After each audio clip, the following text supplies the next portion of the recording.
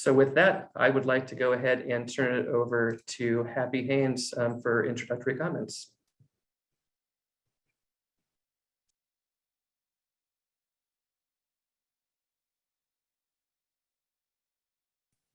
Good morning. Thank you, Chris. And as you said, even 2 years into this process, it's still it's still a challenge to be reminded about being on mute. Good morning, everyone. I am so delighted to welcome all of you, and we are pleased at Denver Parks and Recreation to host this forum. And we want to thank you all for participating.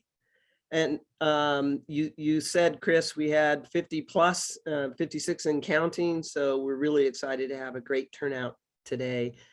We have not only city agencies, Department of Transportation and Infrastructure, Community Planning and Development, our Climate Action, Sustainability and Resilience Organization joining us today, but nonprofits, community organizations, the park people, you'll be hearing from Kim a little later on, National Wildlife Association, the Nature Conservancy, the Downtown Partnership, and so many others.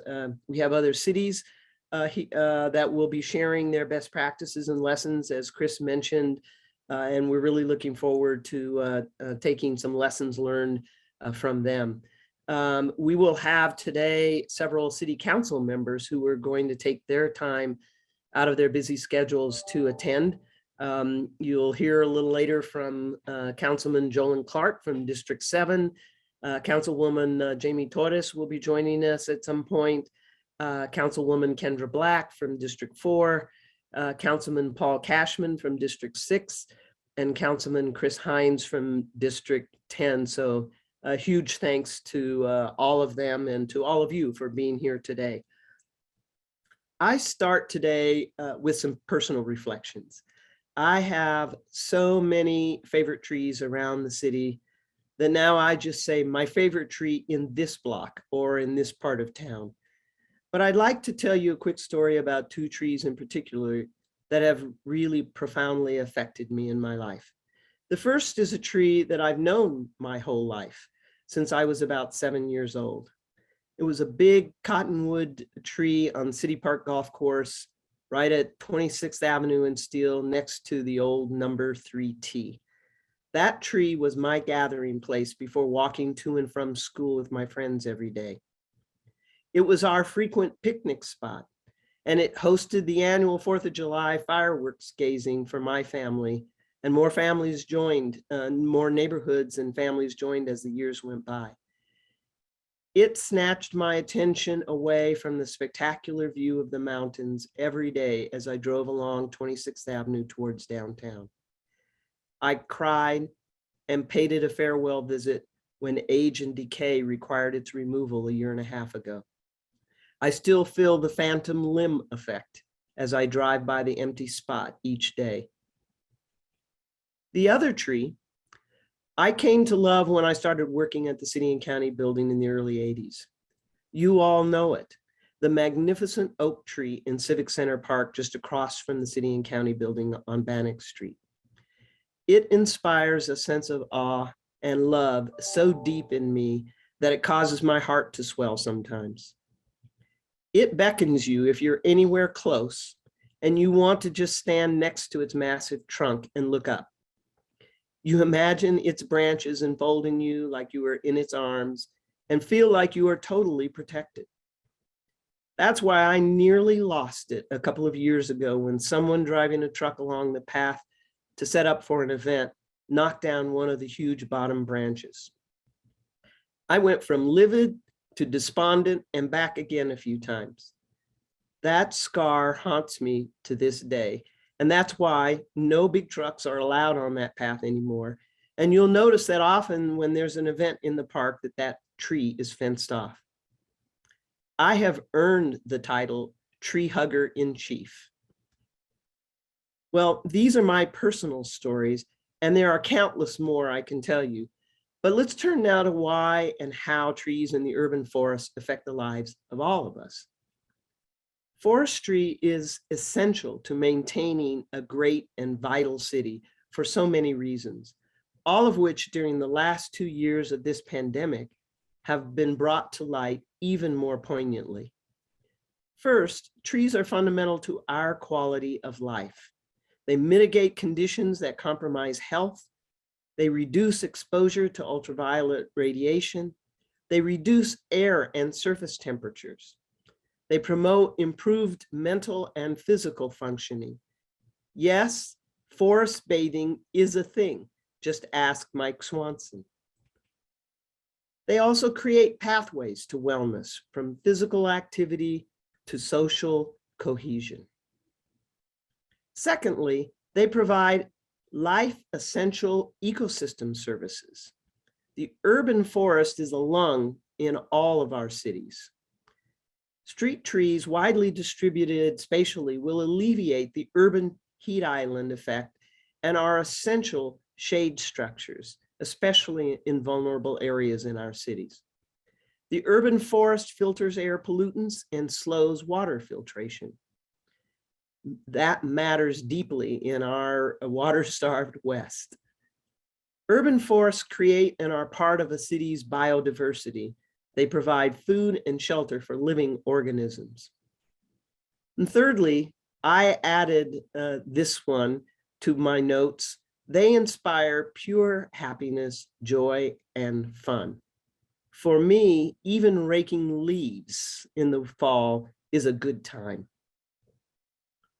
These are all the reasons why equity is our driver, because we want to ensure that a healthy tree canopy is spread equitably across our city to those neighborhoods that have historically not benefited in the same way as others. This is our chance to fix that. The solutions we come up with are not in a bubble. Climate change is always front and center. How do we make decisions for a sustainable future? How do we mitigate the destruction that wildfires cause? The recent Marshall Fire just northwest of Denver was an example of how climate change and its impacts hit us even in urban areas. As climate continues to shift in our region, we must find creative ways to support an urban tree canopy that also mitigates urban heat, particularly in those areas of our city that have the lowest tree canopy coverage and the neighborhoods that suffer disproportionately the health effects of heat and poor air quality. We do have guidance, however.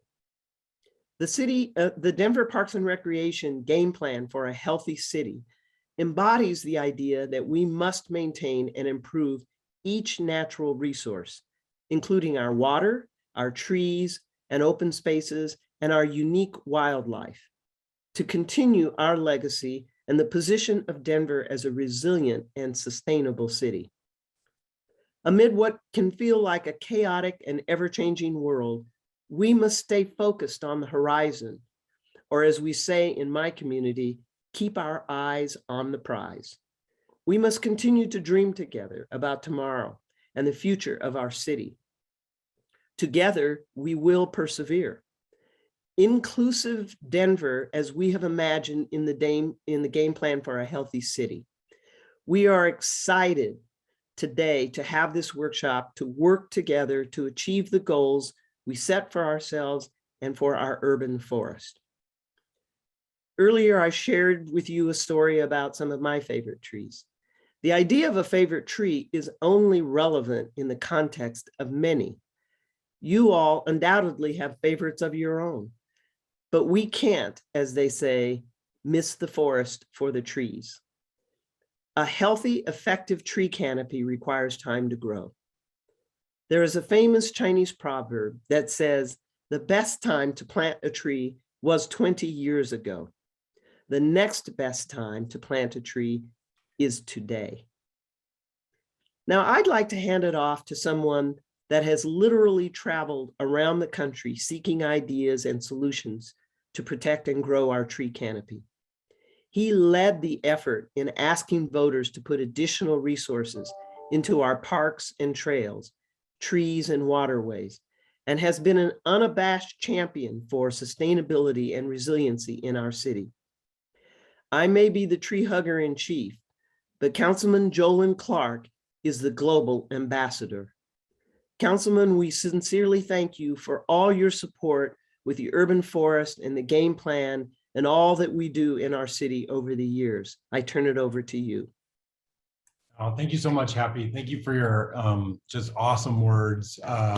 Loved your stories. That was just fantastic. What a great way to kick today off. Well, thank you all for having me here. So excited to be here today and talk about one of my favorite things to ever talk about, and that's our trees. I'm going to attempt to share my screen here. All right, everybody see that okay? At least a few, I've seen some head nods. All right.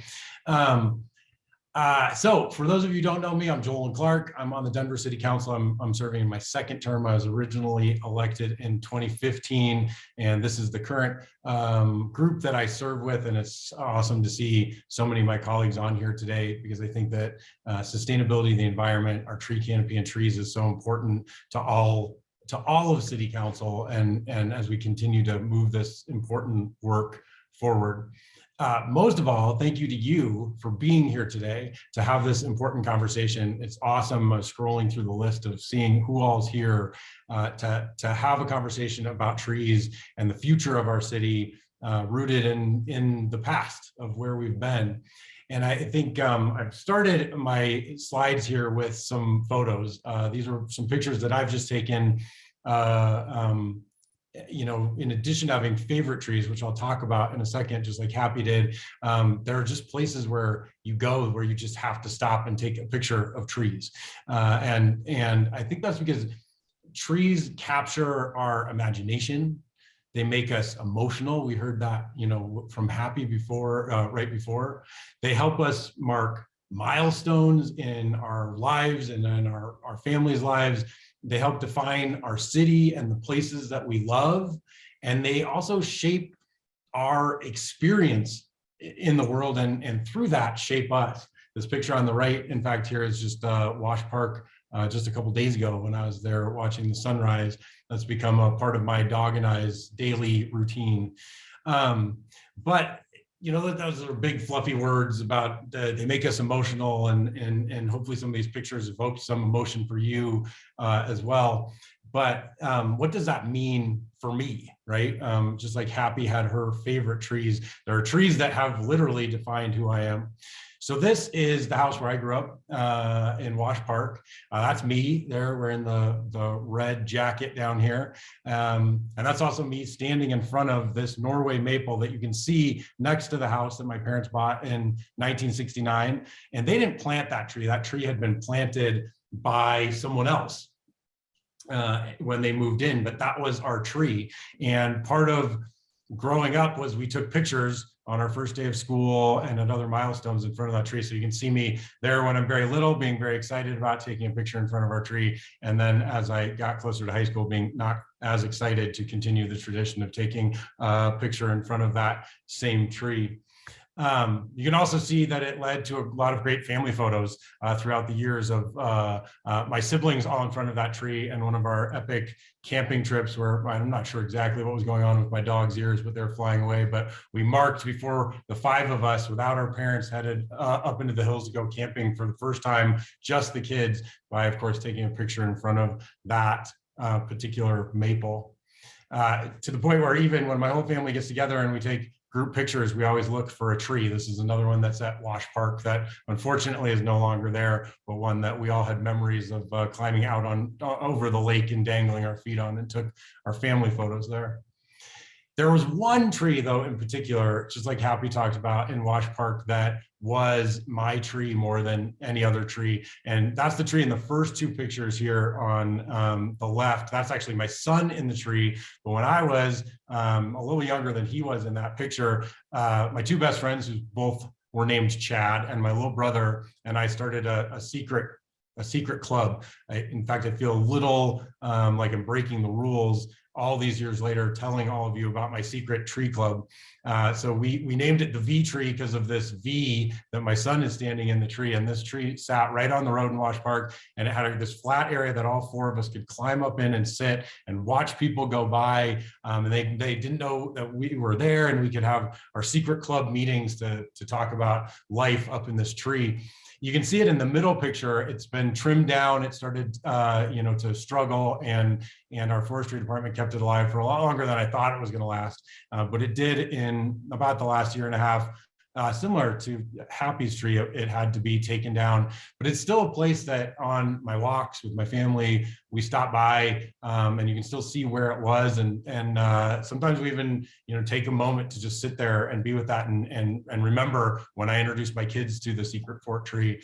And I'm still to this day very good friends with one of those Chads, but he lives out of town, out in Nashville. And when he would come into town, he and I would get to be talking and talk about the tree. And a couple times, even well into our life with kids and as adults, we would sneak away when he was in town and climb up the tree just to see how it was doing. I also love this picture I added on the right. It's not that same tree, but that's my nieces and nephews climbing trees in my parents' backyard, because that pull to be with the tree, to be in a tree, is very real. This is the first house that when my wife and I first bought a house and had a piece of property that belonged to us, a piece of dirt that was ours. The first thing that we did was we planted trees. And in the front, that's me standing next to a Norway maple. I wanted the same kind of tree that I had and taken all those pictures growing up in front of my house. And so that was, for me, it wasn't home yet until I planted that Norway maple in front of my house. And in the back, we planted this little tiny tree. We actually counted up all the leaves on it. It was so small when we planted it. And that was a cottonwood. And that tree I fell in love with my days with Greenway Foundation, taking kids on field trips and teaching them about the stars that you can find inside of the sticks when you break them open. And at the time, it was just kind of, we were like, we want to plant some trees. This is our place. We want to make a mark on this as our house. But it didn't occur to me, I think, as much as looking back and finding these pictures about how I was planting, literally setting down roots and planting the roots from where I came from in the front yard, and the roots of the aspirations of what I wanted for my future. This was before my wife and I had kids, and we planted that cottonwood tree in hopes that it would be big enough that a star stick would fall down off of it by the time our kids were old enough for us to talk to them about that. Trees also, this is my daughter in a swing in a tree. That's what we have in front of the house where we live now. We didn't stay in that house. And it's something that is not that tree. I couldn't actually find a picture of my tree swing, but it's in the tree lawn. I hope that's okay with all the forestry people on here. And my kids love it, but also random people will walk down the street, adults, kids, and all of a sudden we'll look out the window and there will be someone, sometimes, an adult just swinging in our tree, and that the magic that is the possibility of a tree swing. And then this other picture, you're like, what is that? Well, if you look at this tree that's kind of in the background, this is used to be the tavern on Platt Park. It's now, I think, a new business about to open called Jack's. But when they built the back of this building, they saved the facade and they built the building. There was a tree in the back of this building, and the neighborhood was like, you can't cut down that tree. That is one of our trees. That is someone's special tree. And so they actually built this brand new building, has a cutout where it creates a circle around that tree for 2 stories. And on the second story, you can sit in a booth with this kind of half semicircle window cut out around that tree. So, we even make decisions about how to build a building around some of these special places and trees. And then I know I'm taking you down a trip down memory lane, but my last one is this. This is, I've mentioned my dog and I in Wash Park as a morning tradition. And this is our bald eagle friend that we found a couple times this week. And now that's the tree that when I take my family, I'm like, that's the tree where the eagle likes to hang out if you're willing to get up at sunrise in Wash Park. So all of that, is just a little bit about, my background and the tie to trees. So what does that mean for okay, so yeah, great. We have special trees, but how did it shape me, and what did that lead to? So I went to CSU. I say that I'm a nerd about the environment, but I was literally a NERT, a natural resource recreation and tourism major, and they called us NERTs. And then I was an environmental educator. So you can see even back when I had hair and I was taking kids on field trips, that's what I was talking about when I was taking kids to learn about secret star sticks and worked for the Greenway Foundation along our South Platte River. And I did that for about 17 years of my life before I ran for office in 2015. And as soon as I was elected, before I had even taken office, I had a call from the city forester at the time who kind of knew my background, knew that I was into trees and into the environment, and said, I need you to come with me to the Midwest. And I was like, what are you talking about? I don't even know what I'm doing in this job yet. And he's like, I have to show you some stuff. And at the time, the emerald ash borer had devastated the Midwest and had just started to be found in places in Colorado. And the forester was not getting the traction that he wanted to try to tackle this preemptively in Denver and prevent kind of what you're seeing here, which was whole blocks out in Michigan and Wisconsin, where all of the ash were dead in a very short period of time. And so I think he felt that I was a nerd and that I might understand, and that might help have some advocacy that would help get some traction on this impending doom of 20% of our tree canopy being at risk. So we went out there, and it was really amazing to see a city through a forester's eyes. I had always just loved trees, but never looked at why are they there? How are they there? The difference between those Midwest cities where they showed us places where they're like, yeah, we lost every one of our ash. And I'd look and I was like, oh, so you planted a bunch of maple in their stead. And they're like, no, those just pop out of the ground. Because back there, if you want a ball field, if you want a baseball diamond, you have to cut trees down to make space for that. Where here, it really helped me reflect on the city where I grew up. There is not a place where there were trees. There were trees along our waterways, but where our city was, that was not a place that was a forest like Milwaukee was. It was the plains, and there weren't trees. And so in these places, as they were combating this, obviously a tragedy and stark, but they also, trees just, you have to cut them back and they're growing. We were facing this crisis in a place where almost all of the trees that we know in our city were intentionally planted by someone and had to be cared for to get to be a tree that could sustain itself in our city. And so even a bigger risk for us. We also talked through about, okay, so yeah, we've talked about all of my attachment to a tree and all of our attachment to specific trees and how they make us feel and those places, but really what are the other values from air quality, from a climate change perspective, from how our stormwater works, from property values and energy saved from heating and cooling bills. That all came around this emerald ash borer conversation. And that led to one of the first things that I did on city council.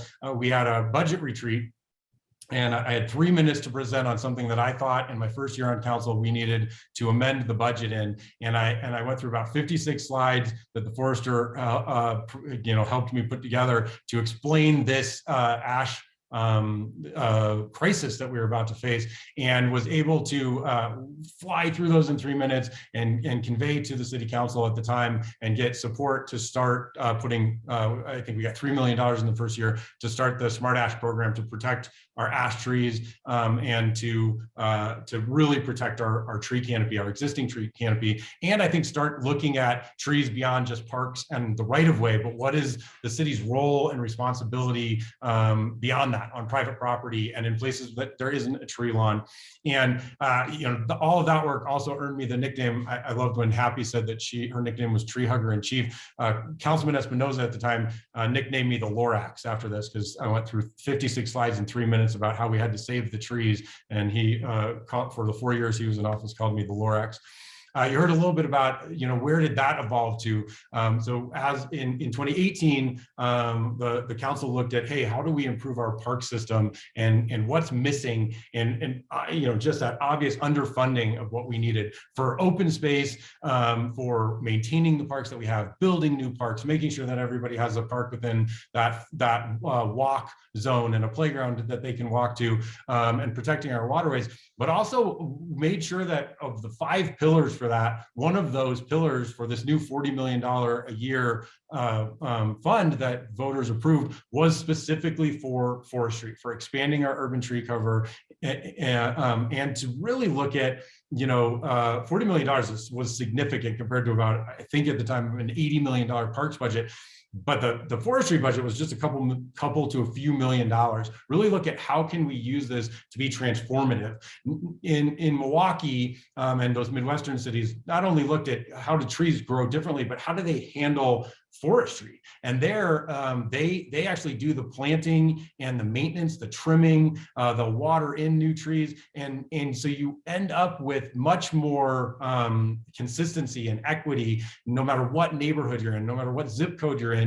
You walk down and there are beautiful tree-lined streets. And a large part of that is they were, as a city the same size as us, spending double to triple what we were on forestry. And so part of the vision for 2A, which is now the Park Legacy Fund, was really to be transformative for our city from a parks perspective, but to be transformative in terms of forestry and what we could do, learning from other cities here in Denver. That was followed in 2020 with the task force that got together to talk about what does Denver need to be doing about climate change, and produce these recommendations, tons of recommendations across the board. But a key part of that was also about our tree canopy and about how does that work into sucking up carbon and also reducing the need for energy use. And so then in 2020, that led to another sales tax increase that voters approved and another $40 million to, again, do all kinds of climate work, but trees are in there as well. And so I think we sit at a place where there is so much opportunity. So why are we here today, right? We have this goal to get our tree canopy from 13% to 20%. And I'm sure you will hear more about that from folks who are way smarter than me about that part of it. But just a little bit of the history here of again, going from this city that was treeless plains and having, the vision to start to build a city that is a city within a park. And a big part of that is a city within a forest, an urban forest of trees. And we have where we are compared to where we were, compared to where we would be without those visionary leaders, is fantastic, but it's not where we want to be and where we need to be. And at the same time, we are facing, development pressure and urbanization like few other cities in the country. And so that's, I think, what brings us all together here today. And we've talked about this throughout, but this is important work. We have multiple plans with the city that outline the importance of growing our urban tree canopy and really, looking at how do we do that as a city, as an entity, but how do we do that as a community, and how does our forestry, how do we think about forestry in a new way to support residents in that? Clear desire from residents to be doing that work, but also that investment in areas where there's not even a tree lawn because it was developed outside of Denver with different development and then annexed in, and there's not even a sidewalk, never name a tree lawn. How do we make sure that we're equitably increasing tree canopy where it's hardest, but where it makes the biggest impact so that everyone in our city can have that favorite tree and that experience, and also the benefits of a more resilient community as we face the challenges of climate change. So, I'll kind of put a smattering of these pictures again up here to just say that you're here today because you are a city builder, a planner, a visionary. You're that passionate citizen, right? That all of us, all of these trees that were important to me, that were important to you in our city today, they were planted by someone, they were cared for by someone. Someone had a vision for what we could be, and that's led to what we are, and definitely has shaped who I am and the work that I have been passionate about and pushed on city council, and I'm sure has shaped so many of you. But now we need that bold vision for where do we go from here. I loved when Happy talked about the best time to plant a tree. So let's say thanks to all the folks who did plant those trees. But the second best time is today. So the best time to have a bold vision for a city in a park was those visionaries, our early city builders, our early and passionate citizens. But the next best time is right now here together. And we may have to think even more boldly than how do we build a city that has an urban canopy, that is an urban forest, when you're looking at building a city in the middle of the plains.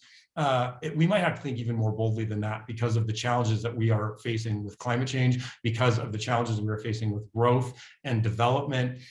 We are more urban today than we have ever been. We are more densified, there's more concrete, but we're also less urban than we will ever be with the development that we are seeing. And so we sit at that point where we have the opportunity to once again step in and step up to take on that challenge. And it's such an important challenge to shape the lives of each and every resident of our city, but also our life and viability as a city and a community. So I just want to thank you so much for being here, so much for everything that I know as I look down the list of who's here today that you already do. And also thank you right now for what I know you're going to do.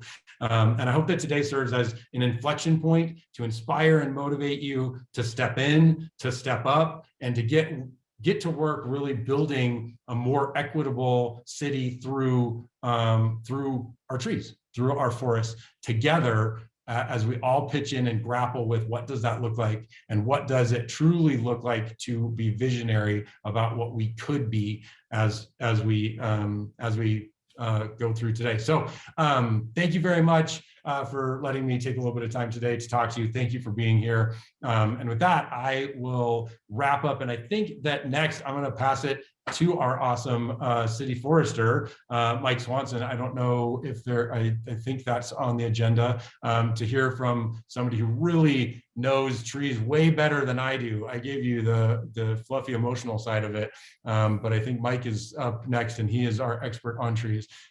Is that correct? Is that who I'm kicking to next? Yes. Awesome. Well, Mike, take it away, and thanks for everything that you do for our city. Thank you very much. Following Happy and Councilman Clark, it's like Brian Greasy following John Elway. I mean, holy moly. Awesome way to start the day. Thank you very much to both of you. And you both champion our cause, so to speak. So really appreciate it. So a lot of basically what I'm about to say is a lot of it is, I don't know if you can see me or not. Can you see me? We can see you, Mike. Okay, good. So basically, a lot of what I'm about to say is a lot of review of what Councilman Clark and Happy just went through. Maybe I'll sprinkle some new stuff in, but generally throughout the world, urban forests are a wide, beautiful mosaic made up of tree canopies, green spaces, landscapes, built structures, and abiotic, biotic, and cultural components that stretch from the urban core to the urban and rural fringe. So think Green Valley Ranch in downtown Denver. And again, to review, our urban forests provide many ecological benefits that most do not realize, or most or some of us take for granted, such as tree canopies clean the air. Tree canopies intercept rainfall, slows down the rain, so it's able to soak into the soil. Tree canopies provide cooling effects to the heat of impervious surfaces through evapotranspiration and shade. Now, this is a bugbear for me, because Denver is increasing its impervious surface as we speak. And I know Sarah Anderson is on the call, so I might butcher the facts here or the numbers, but I want to say in the next 18 years, we'll be at 70% impervious surface. You don't have to answer. You can just shake your head or go like, oh, wow, he really butchered that. Anyway, tree canopies also accentuate the livability of a town and city. I mean, you just heard two great sets of personal stories about how trees was an integral part of Councilman Clark's life and Happy's life. And tree canopies, as Happy said, create gathering places, and they create social connections for us as humans and also for wildlife. And tree canopies, as the increasing research most recently is starting to suggest, and Happy even mentioned this, that trees and their canopy provide many health benefits. Stay tuned, there'll be more research on that. So Denver's urban forest began, the second settlers started panning for gold along the banks of the South Platte and the Cherry Creek. At the time, the indigenous ecosystem was a short grass prairie, and the only trees were cottonwood and willow, sparsely growing along the banks of these waterways. It was, I just recently read that and it kind of blew my mind because I thought, you know, oh wow, a lot of cottonwoods along South Platte. No, they were dotted along our banks at the time. So not many trees to this area. The settlement of Auraria and the future Denver grew as more people came in, and it grew through buildings, boardwalks, compacted dirt streets, but also these new settlers brought in trees. A lot of trees. In fact, so many trees that in 1905, the Agricultural Experiment Station in Fort Collins published The Shade Trees of Denver. And in this thin publication, it shows that even then, horse chestnut, American elm, and English oak, for just a few examples, had been growing in Denver for quite some time. The photos in the publication, I would gather a guess that they had been here at least 30, maybe 35 years prior to the publication. At a certain point, after 100 years of settlement, the native ecosystem vanished for the most part under the streets, the buildings, the sidewalks. So that beautiful short grass prairie was gone. Humans had came in. They, as Councilman Clark said, we set our roots and we created a city. But that original ecosystem is gone. And it became a granite garden, basically. It became Denver. And this granite garden and a cross-pollination of manifest destiny and horizontal and vertical urbanization and impervious surfaces just created a hotter, dustier, windier, and more polluted, novel ecosystem. And the horticultural aesthetic afterthought of green space and Denver's trees were truly the only reason folks called Denver the Queen City of the Plains. So with that little bit of history lesson, why are we here today? Well, we're here today because Mark Bernstein said, hey, I'll help you update your rules and regs. Hopefully many of you know Mark Bernstein, but the forestry rules and regs for trees within the public way and public spaces were promulgated and approved in 1971. So they are currently 51 years old. And while required in ordinance, these rules and regs were to address the sweep of Dutch elm disease ravaging Denver at the time in the 70s. And also in kind of in response to standardize the work of all these new contractors performing forestry service with trees within the public right of way. Yet much has changed since 1971 in the science and the art of arboriculture. And just for a few examples, one, use of fungicides and fungostats or injectables for the management of Dutch elm disease, and the use and practice of integrated pest management. These occurred in the 70s and the 80s. The term itself, urban forestry, came about in the 70s. Natural target pruning and compartmentalization of wounds, AKA Alex Shigo's work, appeared in 1980 in the 80s. The use of computers in tree inventories, 1980s. The use of GIS in urban forestry, late 1990s. The successful strategies like structural cells, we call them now, structural cells, they actually, and structural soil actually came upon the scene in 1998 and improved growing space for roots under gray infrastructure. In fact, many cities in Europe and also throughout our nation uses these technologies to this day to increase tree canopy in their urban core. And last but not least, the introduction of best management practices for the tree industries happened in the 2000s. So the group that a lot of the arborists around here hang in is the International Society of Arboriculture. So that nonprofit, that industry group actually created the best management practices. Up until then, we mainly had standards, OSHA standards. So that was kind of new. So much changed between 1971 and to present day when it came to even attempt to start updating our rules and regs. There's so much we need to add. So where are we going? From the start of this journey, it was all about collaboration. Mark and I pounded our fists. This is what we're going to do. We need to collaborate with all the agencies. We need to have everybody's buy-in. Everybody's voice needs to be heard. The start of the journey was about relationship building.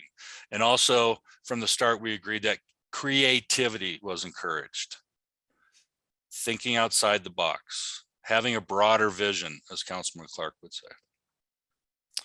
And as we went along, well, let me back up. So we started this process about a year ago. And as we went along, creativity ran rampant. We had college students just doing amazing things. Actually, they were going out looking, they were totally blowing up the initial notion of updating the rules and regs through a literature review, interagency interviews, and national and nationwide interviews from all these great cities, I think 16. Some of them you will be hearing from today. And as time went by, it became apparent there was so much more to this assessment than just informing the update of a set of archaic forestry rules and regulations. I mean, it was a start of a broader vision. I learned many things this past year, but I won't spoil the rest of the day for you. But I do want to say a few of the things I did learn. One, there are many ideas about trees in the urban forest in Denver. Very strong opinions on both sides of the spectrum. Two, there is a need for internal agencies to work closer together, to create partnerships, to advance Denver's urban forest, to advance Denver's green space. Again, Sarah, let's shout out the Office of Green Infrastructure. It's a great start, especially now, and we need these partnerships, especially now because of the changing climate. There's plenty of opportunity there. Three, there is a need for more urban forest modeling in the Intermountain region and within prairie communities, especially with the continued increase of impervious surfaces. And there is a need for different strategies, a paradigm shift to optimize all the opportunities our changing world will afford us, such as nature-based solutions to water quality, air quality, and livability. Two, equity-based solutions for Denver's unique ecosystem, solutions to address environmental injustice. And three, community-based solutions to build stronger frameworks of advocacy, governance, and participation. This journey started about a year ago, and I've worked with a lot of amazing folks. At this point, I just want to thank all of them and for all their efforts. Amazing group, the smaller project management team and the larger project management team. You are truly extraordinary, and I truly appreciate you all. And a shout out to all of you today participating. The 78, holy moly, 78 participants. Thank you very much for joining. This is exciting. So my time is short, And as Mark Twain would say, if I had more time, I would have been a little more brief. So thank you all. Now I would like to pass this portion of the day off to Kim, Yuan-Farrell, the Executive Director of the Park People. Take it away, Kim. Thank you. Thanks so much, Mike. That was wonderful. And as I get my presentation up here sharing, I just wanted to say what an inspired set of presentations we've had so far from the tree hugger in chief, the Lorax, and our city forester. So just really privileged to be part here. All right. I just want to make sure, can people see my screen here? Yes. Awesome, thank you. Good morning, everyone. Again, I'm Kim Yuan-Farrell, the Executive Director of the Park People. I'm really excited to be here with you all today as a participant in the Roundtable. I'm excited to see what's in store for us and to learn together. And I'm honored to be invited to speak during the kickoff here. The Park People's mission is to work with communities to plant trees and improve parks for a healthy, resilient future. We've been working for Denver's urban forest for 53 years, and I've been lucky to be a part of that work for 12 some years. I've always been impressed by and so grateful for our strong partnership with Denver Parks and Rec, DPR, and the City Forester's Office, and for the partnership with many community organizations and individuals who've helped us plant more than 60,000 trees and steward many thousands more. It's many of you on this call and your organizations who've been instrumental in this work, so thank you for that.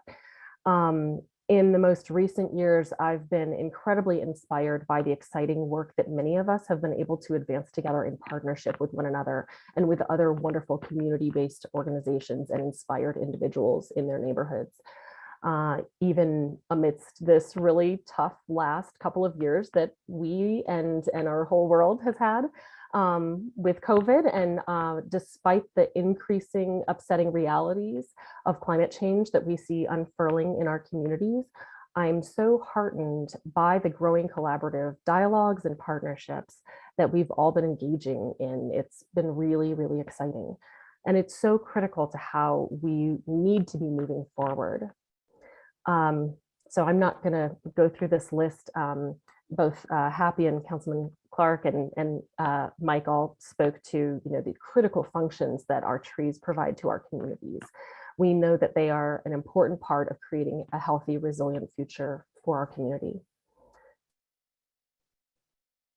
We know the challenges before us. There's so much more room for trees with our forest only 60% sun stocked, and the effects of rapid population growth outpacing our tree canopy and driving development and densification, increased paved surfaces, heat, traffic, congestion, pollution, all of that.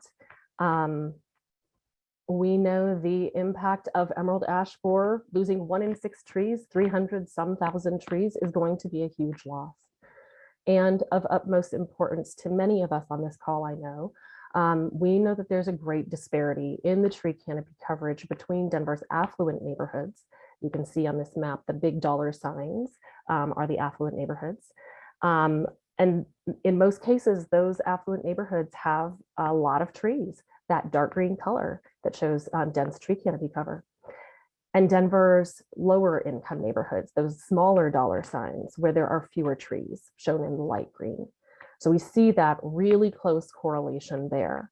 And these are really big differences. We can see here just a couple pull-out examples: Global Valeria Swansea with a significantly lower average income and a much lower tree canopy cover than neighborhoods such as Country Club and South Park Hill. So those realities are significant, those discrepancies. And we know that canopy density has really very real impacts on the daily lived experiences in these neighborhoods and on the health outcomes of residents. That well-shaded area can mean the difference between a comfortable home and a neighborhood, and a comfortable neighborhood and dangerously hot summers. And we see that play out in these corridors here where urban heat is really high. Those temperatures in unshaded areas can be higher than 10 degrees difference, really significant differentials. We also know that there is a whole history behind the canopy distribution across our city.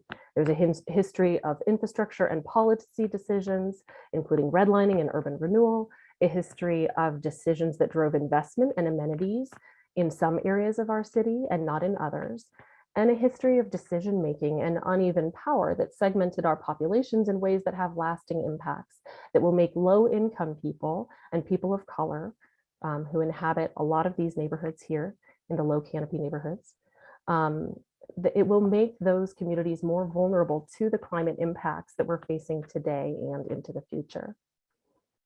Now, that history and other inequities in our communities make the process of how we do urban forestry work so important. This is really relational work. It's not transactional work. It's not just about trees and neighborhood maps. This is about people and communities. And with any natural resource field, it's also about power and who is able to make decisions and how inclusive we are and how much we share that power and those decision-making powers. So it's really important for us to build relationships and trust and to support community vision and community agency. We know there is so much work to be done, and we need to be holistic in our thinking to address multiple needs. We, with the park people as nonprofit partners, as well as a lot of the other wonderful nonprofits that are on this call, I know too, we can continue to add to and complement the really good work of the city, supporting trees on public lands and also on private property. We need to be addressing multiple needs. And that's a big area. There's so much, so many public trees, which are, managed by the city on parkland or managed by residents if they're street trees. And those need our help and support. Also, private property trees are a huge area of need. They make up the vast majority, upwards of 80% of Denver's existing trees and plantable spaces. And those are where the greatest losses of ash trees will be in the upcoming years. That's a really important area where the city has somewhat limited powers and where us nonprofit partners can be especially helpful. We need to support both the proactive planting of trees and the care and health of existing trees that provide so many important benefits and need the investment of our time and resources. We need to be planting huge numbers of trees, planting at large scales. And we also need to be focusing efforts in intensive ways to ensure that we can achieve tree equity so that we don't have that huge canopy disparity between our neighborhoods. Now, as a nonprofit partner in this work, we can work to build out and to support the robust engagement of our whole community, because it really will take the involvement of our whole community to support the many needs of our forest. We as a nonprofit can think about the ways we engage with community, mobilize volunteers, the business community, support employment in urban forestry and the growth of our local tree care sector. And in doing that, we build capacity to plant and care for trees in the Denver area. We support the agency of local residents in seeing their visions realized. We bolster the stewardship of our urban forest, and thus we develop resilience for Denver. The update to the forestry rules and regulations will provide a critical framework within which we can do our work. And then it's going to be through partnership and the holistic engagement of our community that we'll be able to advance the important work that needs to be done. I really appreciate the opportunity from DPR to introduce our work to those who might be unfamiliar with the park people. So our 53-year-old nonprofit organization, in partnership with Denver Parks and Recreation and many other organizations on this call and thousands of residents and businesses over time, we work to engage residents in planting and stewarding street and yard trees throughout our Denver neighborhoods through our Denver Digs Trees program. We work with corporate and other groups to plant trees at parks, as well as affordable housing communities and nonprofit sites. We train knowledgeable and skilled volunteer foresters. through our community forester program. We partner with resident groups and community-based groups to support and facilitate their visions for green neighborhoods. And this year, we're aiming to pilot a new urban forestry workforce development program that will provide a pathway to jobs in urban forestry for underemployed individuals facing barriers to good careers. So we really look forward to continuing and advancing much of this work in partnership with many of you. For those who we don't work with yet, please know that we are here as a resource and a partner for you and for our communities.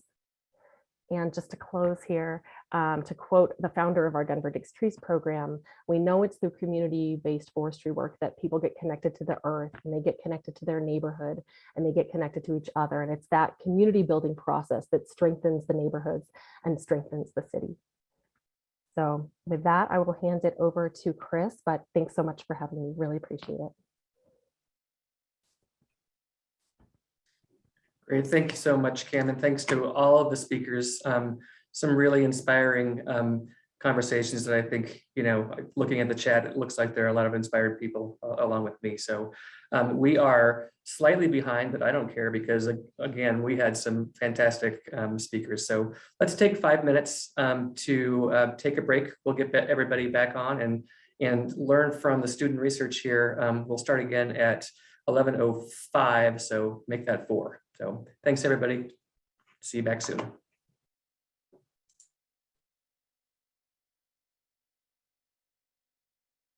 All right, so thanks again for everybody being here today. We've got some great information that's going to happen in the next 4 hours or so that I think should start to really populate people's minds with some great ideas about what we can do here in Denver. As Mike mentioned, we began this process about a year ago, and we're very lucky to have a group of students from the CU Denver Master of Landscape Architecture and Master of Urban and Regional Planning to do some research for us, digging into the current structure of rules and regulations as they relate to forestry in Denver, as well as some national best practices.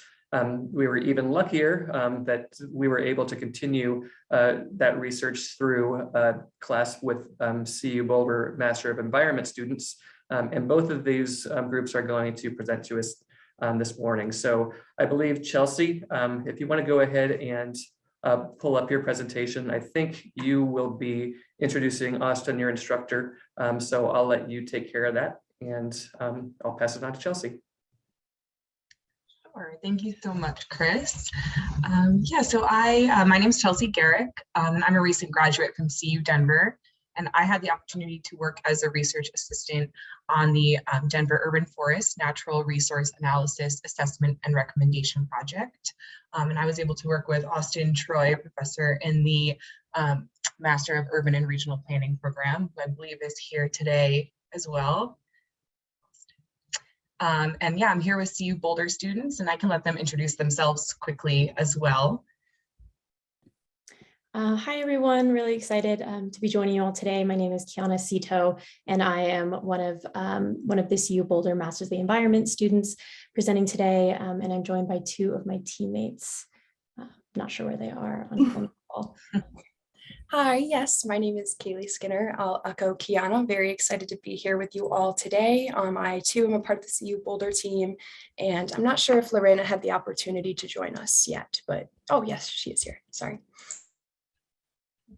Yes, hi everyone. I am Lorena Gonzalez. So good to be with you all today. Great, and Chris covered this a bit, but for some background on our student work, I was a research assistant with my colleague Isra Fakhruddin during the spring 2021 semester. She unfortunately couldn't make it today, but we both graduated this past December with our dual master degrees in urban planning and landscape architecture. Our portion of the project was a collaboration between the CU Denver College of Architecture and Planning, the City of Denver Design Workshop, and Dig Studio. And we focused on providing an in-depth assessment of Denver's existing urban forest regulations. And then the Master of Environment students from CU Boulder built off of our initial research and focused on researching best practices in other cities while working with the Nature Conservancy as part of their capstone project this past summer. So for an overview of our presentation, although our work was completed separately, we will present our findings together this morning. I'll start by sharing some background about trees in Denver. I'll go through our research process. I will then share some diagrams we created, distilling down our key findings. And lastly, I will review the priority focused areas. We were able to pull these out from our existing policy documents and our research into best practice cities. And from there, I will pass it along to the Master of Environment students to share their work with you all. So at the start of our research, we developed a timeline highlighting Denver's rich legacy of parks and trees. And Councilman Clark touched on this during his presentation, but just for a bit of background, Denver was actually the first city in the country to give away its trees, or to give away trees to its citizens. And the City Beautiful movement, led by Mayor Spear, pictured here, encouraged an enhanced tree canopy to beautify the city and create a sense of civic pride. In 1906, the Board of Public Works in Denver was established and included instructions to hire a city and county forester. There we go. In 1971, the trees and tree care regulations were adopted. These rules served as a guide for, and still do, for public trees in Denver, but as City Forester Mike Swanson mentioned, they have not been updated in about 50 years. In 1986, the Denver Park and Parkway System was nominated for the National Register of Historic Places, further solidifying Denver's legacy of trees enhancing quality of life. In 1993, the Streetscape Design Manual was released with clear guidelines for street design, including many standards related to street trees. In 2006, the City of Denver launched the Mile High Million Initiative, aiming to plant 1 million trees by 2025. And so far, 250,000 of those trees have been planted. We did want to quickly recognize issues related to tree disease. 2013 was the first documented year that the emerald ash borer was discovered in Boulder. And this is just one threat in addition to Dutch elm, fire blight, and pine beetle that Denver has had to face. So that leads us to the project today, whose aim is to provide research, analysis, and recommendations to help build and maintain a resilient urban forest in Denver. But unfortunately, today Denver's trees face critical challenges. As you've heard, the city's canopy is one of the lowest in ranked cities with only 13% tree canopy coverage citywide, and that's only 3% canopy coverage downtown. And while these metrics are certainly climate related and dependent, trees here are threatened due to a wide variety of problems, a few of which we've begun to list here. And our research contribution will help guide policy recommendations to fight these challenges. So getting into our research, at the start of the project, we were provided with an existing information matrix that helped shape our research process. And we thoroughly reviewed each of the 6 major categories of documents. So we looked at technical standards and details, ordinances and regulations, citywide standards, guidelines and manuals, plans, resources, and district design guidelines. And our objective was to review these pertinent regulatory documents to see which were the most impactful for tree policy in Denver and to highlight any discrepancies that we might find between them. Due to time constraints today, I will just be presenting our key findings from the ordinances, standards, and plans categories. I'll be presenting our findings from each category in these consolidated matrices that we created during our research process. For just a quick overview of how these matrices function, the first column lists each document that we have reviewed. Next, we pulled out key takeaways and specific metrics that each document recommended. The next couple of columns highlight the agency responsible and the year that each document was published. And then the last few columns, one is for conflicts, so that's where we noted discrepancies between documents and what the conflicting information was. And lastly, we included a column for relevance. And while all these documents are important and they've all helped shape Denver's urban tree policies for several decades, we had certain documents that provided more specific recommendations, and we wanted to highlight which those were. And again, due to time constraints, I'll only be discussing in detail the documents that we deemed most relevant. So starting with our review of Denver ordinances, I'll be paying particular attention to 4 of the total 8 reviewed. So we'll start with the Denver Zoning Code, which implements the city's vision for the future of Denver by calibrating regulations for structures, uses, and parking by neighborhood context. This document is large, but relevant information around trees were included throughout the various neighborhood contexts regarding their general character. And this document contains specific metrics pertaining to surface parking lot landscaping, stating that street trees are required on all street frontages within proposed new parking lots and within the public right-of-way where available space is at least 10 feet wide. And if there are constraints to this, then the trees would need to be planted on private property. These are just important metrics that show how we can use policy documents to address climate concerns like heat island effect through landscaping and trees. Moving on to tree and tree care, the 1971 document that has been mentioned today. One key takeaway from this document is that it clarifies that owners of abutting properties are responsible for the maintenance and removal of trees. And many of the more specific design standards for trees within this document align with what we see in our more recent documents. There was a bit of conflicting information between this one and the more contemporary documents. The first of which is the recommendation to space mature trees at 40 feet, which has since changed in these more recent documents to actually 35 feet. And spacing trees closer together could be a tactic to enhance our urban tree canopy. And the tree and tree care document also recommends a 5-foot minimum separation from alleys, whereas some of these contemporary documents list alleys or driveways at 10 feet separation.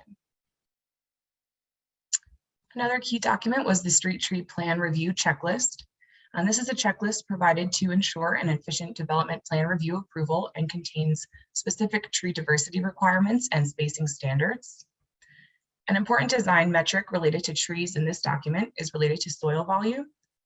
Tree pits with grates limited to 5 feet by 5 feet and 8 feet by 8 feet are no longer permitted because these sizes do not provide adequate soil volume.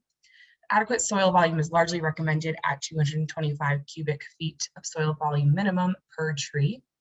And this document instead recommends using planters, trenches, or other uncompacted soil techniques.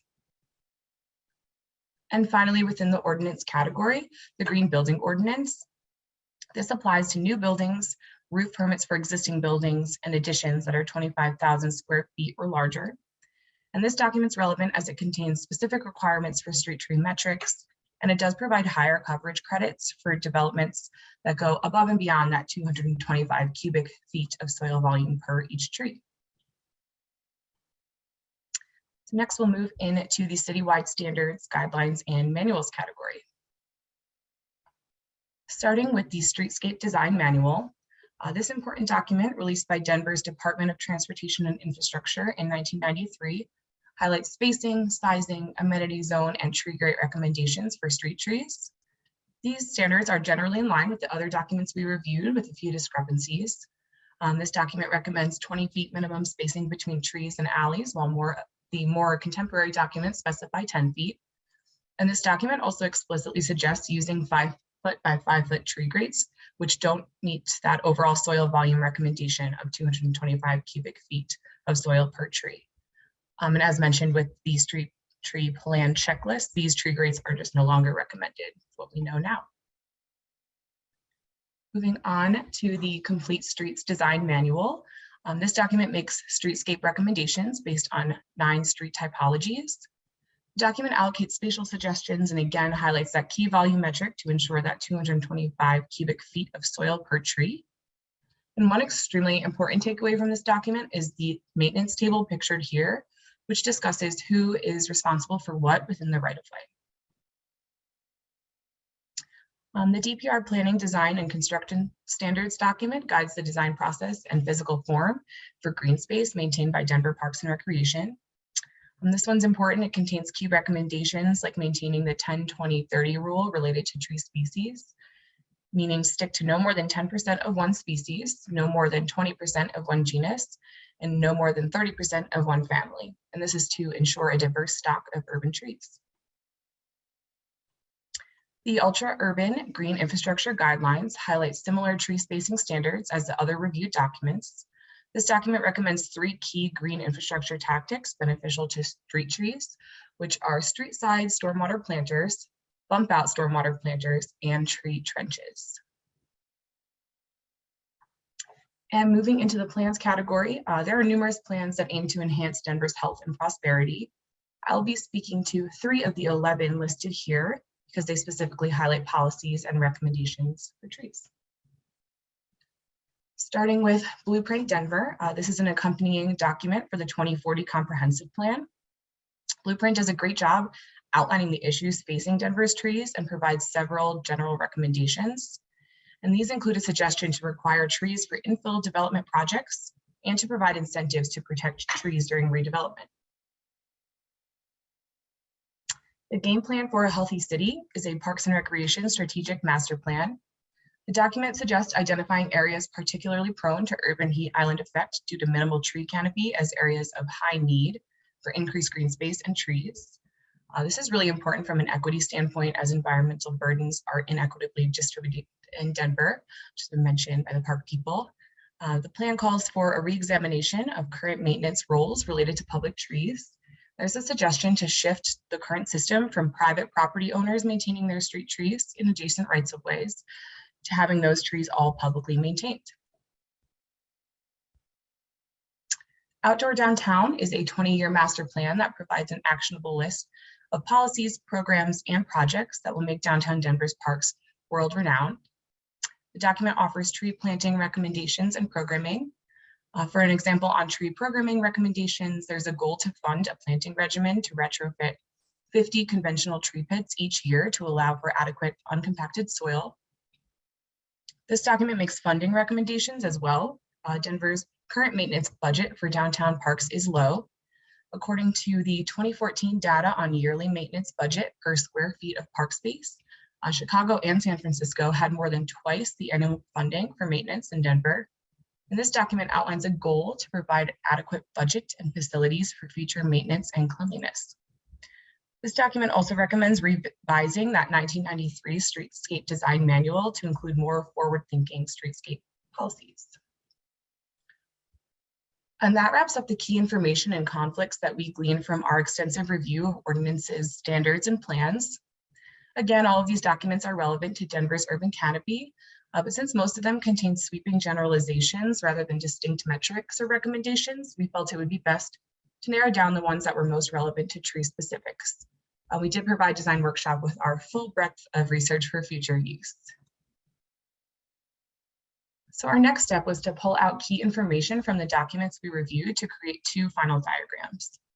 This first graphic conveys Denver's tree design metrics. We wanted to scale down all that relevant information to create an easy and legible resource highlighting the city's spacing and soil volume requirements. This diagram conveys amenity zone definitions, typical tree spacing requirements, recommended sidewalk widths, and details on soil volume, which again, you'll notice that key number of 225 cubic feet of uncompacted soil as our minimum. This next graphic highlights the current management system for trees in Denver, which we briefly touched on in earlier slides. Denver Parks and Recreation and the city forester are responsible for any publicly owned street trees or vegetated areas adjacent to parks. DOTI, which is Denver's Department of Transportation and Infrastructure, manages publicly owned streets and sidewalks. Private property owners are responsible for maintenance of trees and amenity zones adjacent to their property and the public right-of-way. And the game plan document makes a suggestion to shift management responsibilities of those private property owners to the city. Cities like Santa Monica and Sacramento, who are recognized urban forestry leaders, they do manage and maintain all of their city street trees. And after compiling all our findings and research from the existing information matrix and creating distilled down diagrams, we entered a research phase looking into best practices in other cities. Between that research and our knowledge of the existing regulatory framework in Denver, we were able to identify 5 priority focus areas that we believe should be at the forefront of future tree policy in Denver. So the first is design standards. Successful urban forestry cities all identify clear and relevant standards that provide information around spacing, volume, and clearance, as well as subsurface treatments. Another hallmark of successful regulations around urban forests is protection and information about heritage trees. A lot of cities have ordinances established for the protection of trees on private properties. Moving on to roles and responsibilities, as highlighted in that previous diagram just shared, this is something that Denver could evaluate and clarify moving forward. The next is climate adaptation, and successful urban forestry cities integrate tree recommendations with green infrastructure. And last but certainly not least, equity.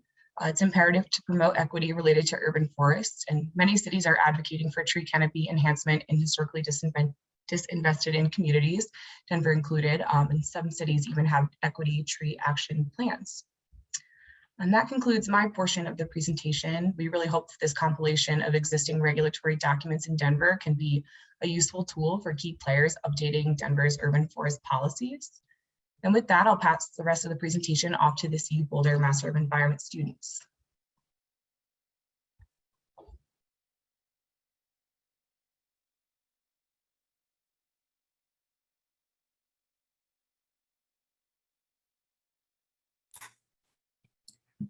Great, thanks so much, Chelsea. And hi, everyone. Again, my name is Lorena Gonzalez, and I am joined by my peers, Kiana Cito and Kaylee Skinner from CU Boulder.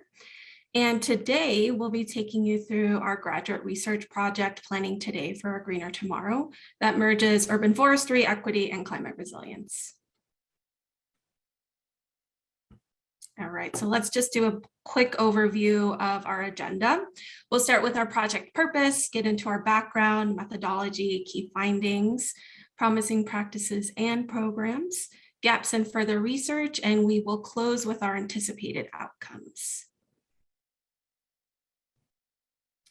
All right, and so what did we set out to do and what was the purpose of our project? So as Chelsea mentioned already, the Nature Conservancy Colorado chapter has been working to address tree canopy inequity for some time in Denver. And our project really came at an opportune moment with the city and county of Denver updating the ways the urban forest is managed.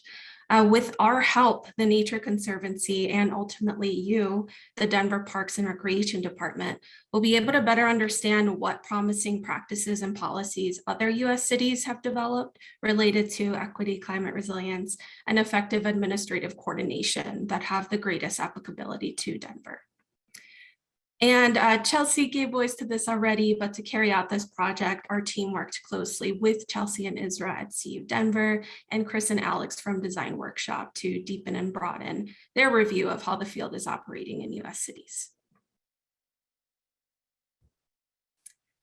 So shifting to our project deliverables, our two main deliverables were our literature review and final report. And so to conduct our literature review, we researched urban forestry practices in 18 US cities to answer the questions. One, what promising practices, if any, are other cities using to ensure more equitable urban forestry programs? And two, how can interagency and external collaboration strengthen and clarify the roles and responsibilities involved in urban forestry programs? And for our second deliverable, that is our final report, which you all may have a copy of.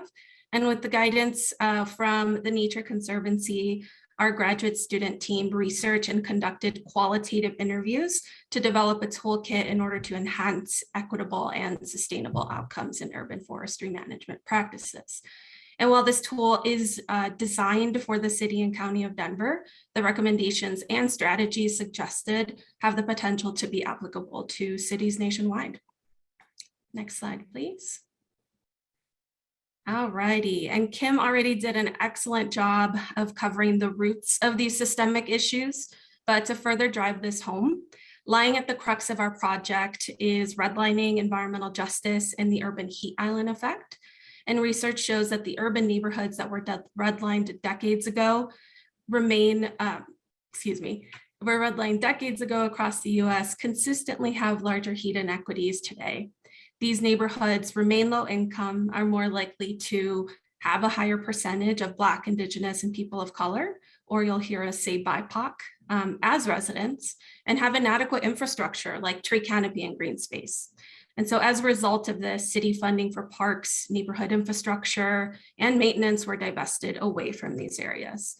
And so we also do want to acknowledge that while redlining is a primary driver of environmental injustice and the tree canopy challenges that we've seen, the inequitable zoning, the built environment, and land use codes are other drivers of tree canopy inequity.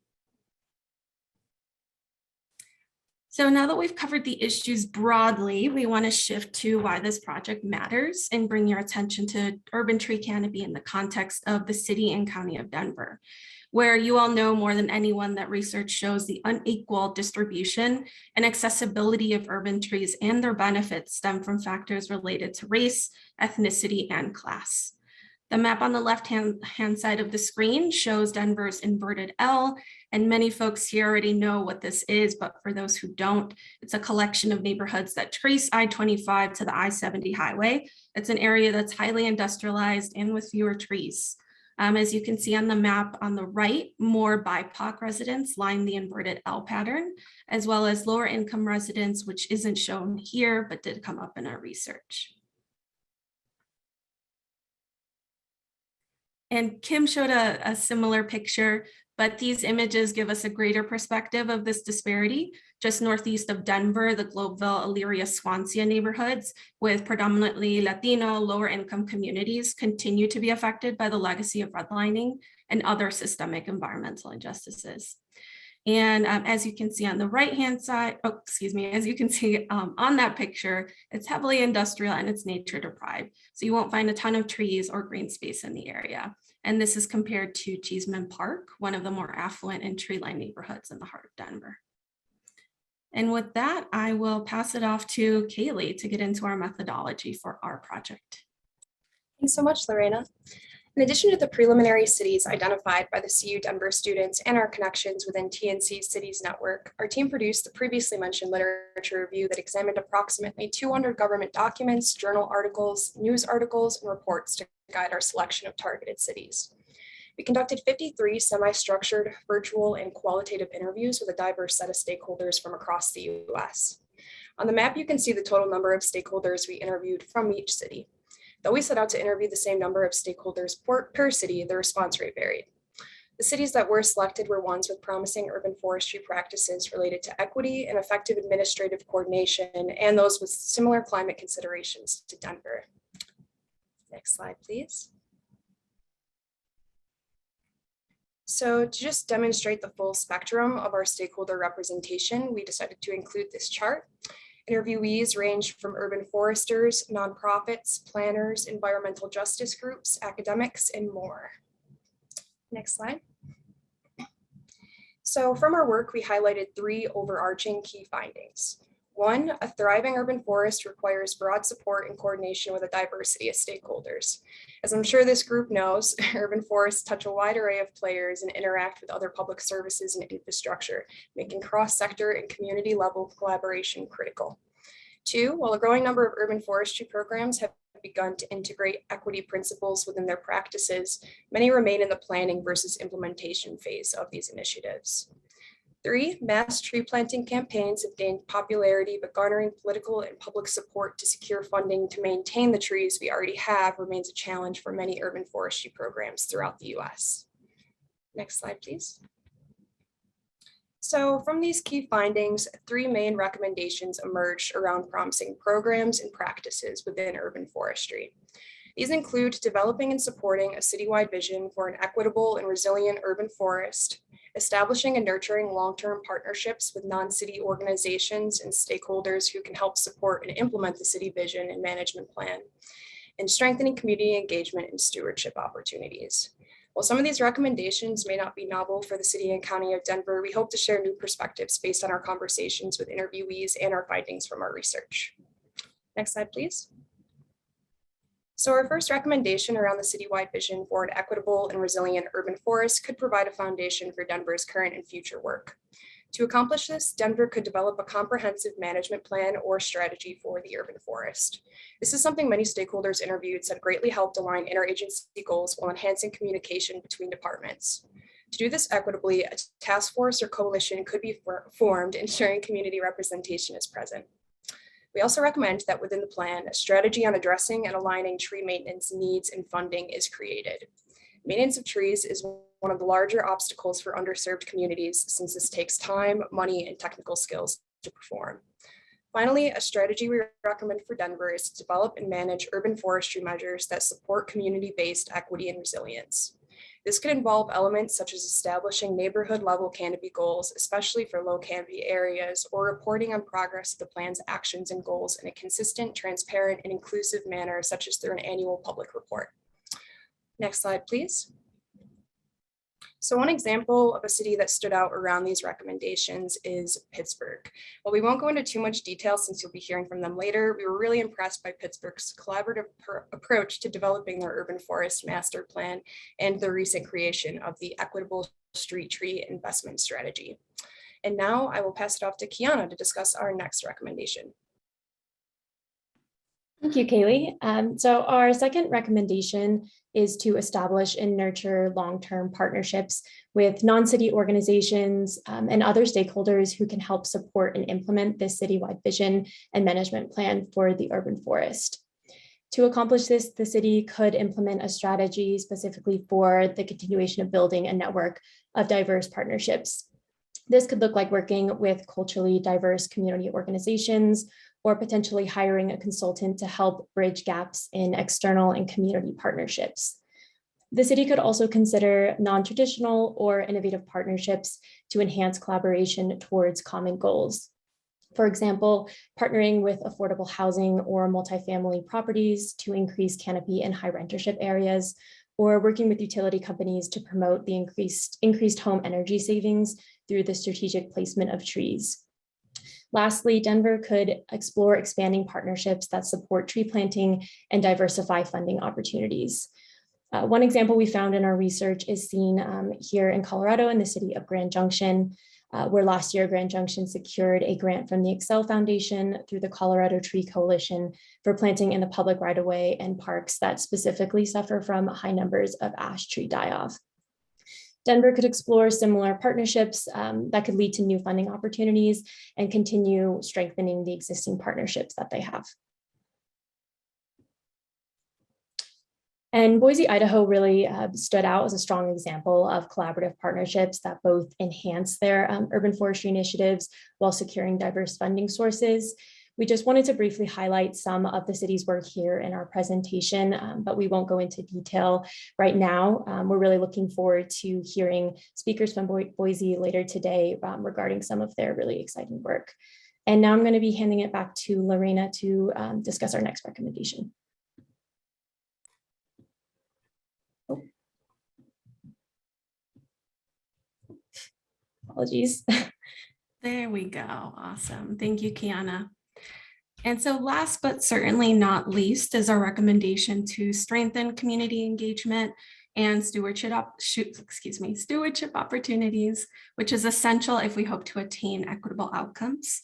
A major theme that emerged in various stakeholder interviews is that much more must be done to adequately engage and include communities in the planning, design, and implementation of urban forest initiatives. And this can really help ensure that decision makers provide solutions that are better suited to people's needs, which is critical among residents who lack political, economic, and social capital. And so here we have highlighted 4 key strategies to see this through. So strategy 1 is to operationalize best practices for engaging with underserved communities. And so to chart a path towards effective community outreach and engagement, decision makers must first address procedural challenges and limitations. For underserved communities, it's imperative that best practices transcend barriers related to power, feelings of distrust, language, and competing demands for time and attention. And so to name a couple of our suggestions, we are recommending that the city and county of Denver, 1, share power by co-creating solutions with communities based on their unique needs. And 2, compensate communities for their time and participation in large-scale local government efforts. We're seeing this become standard practice for the Colorado Department of Public Health and Environment, where the state agency is now offering $45 stipends to encourage participation from disproportionately impacted communities in various state decision-making arenas. For strategy 2, we are recommending to use a multi-pronged approach in the development of an urban forest management vision and plan. In interviews, we heard from various US cities that are prioritizing an equity-focused approach. They are talking about the importance of employing new tools to engage community members who have traditionally been left out of planning decisions. And Denver has an opportunity to adopt creative engagement actions that are responsive to the diverse needs of residents, which could include organizing unique placemaking spaces with community artists or cultural equity facilitators to engage communities on urban trees, equity, health, and climate resilience. And we shouldn't underestimate the importance of having the community work with people who look like them and talk like them, because this will be key to getting folks to let their guard down and participate. And strategy 3 is to develop and support equitable pathways to green careers. And drawing from our research and our stakeholder interviews, hiring local talent presents an opportunity for cities to involve local community members in the creation of urban forestry jobs.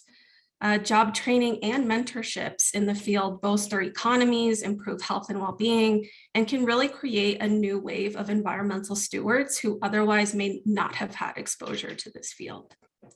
And finally, strategy 4 is to cultivate relationships with private property owners to promote planting and stewardship, with a focus on under-resourced areas along the inverted L. And we know that a substantial amount of the plantable space for urban trees is located on private property, which means that this is really a crucial step to the future of the city's urban forest. We recommend that Denver establish and sustain partnerships with local community organizations to launch a targeted public awareness educational campaign on the benefits of trees, because we need to make sure that all communities understand just how vital trees actually are. Next slide, please. And one of the cities that are doing this really well was Providence, Rhode Island. And this is centered on a partnership between the city, a local urban forestry community group, and Providence residents. This is called the Providence Neighborhood Planting Program, and they're currently in the process of developing an urban forest action plan. And so there are various promising practices that we want to highlight here. One, this plan is meant to build off of the city's 2019 climate justice plan, which was highly influenced and shaped by a local environmental justice committee. 2, staffers in the program hired an outside consultant to work with frontline youth on becoming agents of change and to also assist with community engagement efforts. 3, community event advertisements are displayed in English and Spanish. 4, the partnership seeks to build out models of collaborative governance and making sure that what they put forward is very participatory and accessible. And then lastly, Groundworks Rhode Island, they are one of the groups that are within this partnership. They're working on training adults and high school students from underserved Providence neighborhoods and employing them as Ground Corps landscape team members as adults or for youth into the Green Team program. So I know that was a lot of information, but now I'm going to pass it off to Kiana to discuss gaps and opportunities for further research. Thank you, Lorena. So while our team's research addressed many challenges within urban forestry, there are a handful of gaps we identified and opportunities for further research, though it's important to note this isn't an exhaustive list. As we previously discussed, developing a comprehensive strategy for tree maintenance is an important step in ensuring the long-term health and equitable distribution of Denver's urban forest. Currently, having the responsibility of right-of-way tree maintenance on the adjacent property owner can place an additional financial burden on low-income households due to the high cost of tree care and other factors. Transitioning right-of-way maintenance from property owners to the city could help alleviate this burden and could improve overall maintenance. And while our team found successful examples of publicly maintained street trees, and as Chelsea had previously mentioned on, the maintenance transition process and the programming could look different for Denver. Further research is needed to assess the feasibility of transitioning tree maintenance to determine if it is a suitable option, as well as how to initiate this process, since we were only able to identify one recent example of maintenance transition in San Francisco. We also found a lack of effective accountability measures attached to urban forest management plans, and inadequate equity metrics that really capture the full impact of initiatives. Although we found cities compiled progress reports based on pre-established milestones and goals, reports were not always consistently published, which can make it difficult to really track the progress. Similarly, there's a lack of equity metrics that go beyond only measuring an increase in canopy distribution. Our research suggests that empowering communities to participate in shaping equity metrics could be a way to encourage more engagement and allow communities to really define what indicates success. We recommend the city continue working on developing effective metrics and accountability measures that meet the city and the community's unique needs. And lastly, many cities acknowledge the challenge of gentrification and displacement as a result of greening projects, referred to as green gentrification. Despite their awareness, most cities were only in the beginning stages of developing policies and other actions to address the issue. Since this is relatively a new area of research, there's more work needed to determine the most effective mitigation strategies, and our research did not point us to one specific recommendation for Denver. We recommend the city further explore the potential for green gentrification, its impacts, and consider developing proactive strategies. And to wrap up our presentation, we wanted to briefly highlight a few anticipated outcomes moving forward into the future. First, we hope to see enhanced collaboration, communication, and stewardship in support of Denver's urban forest.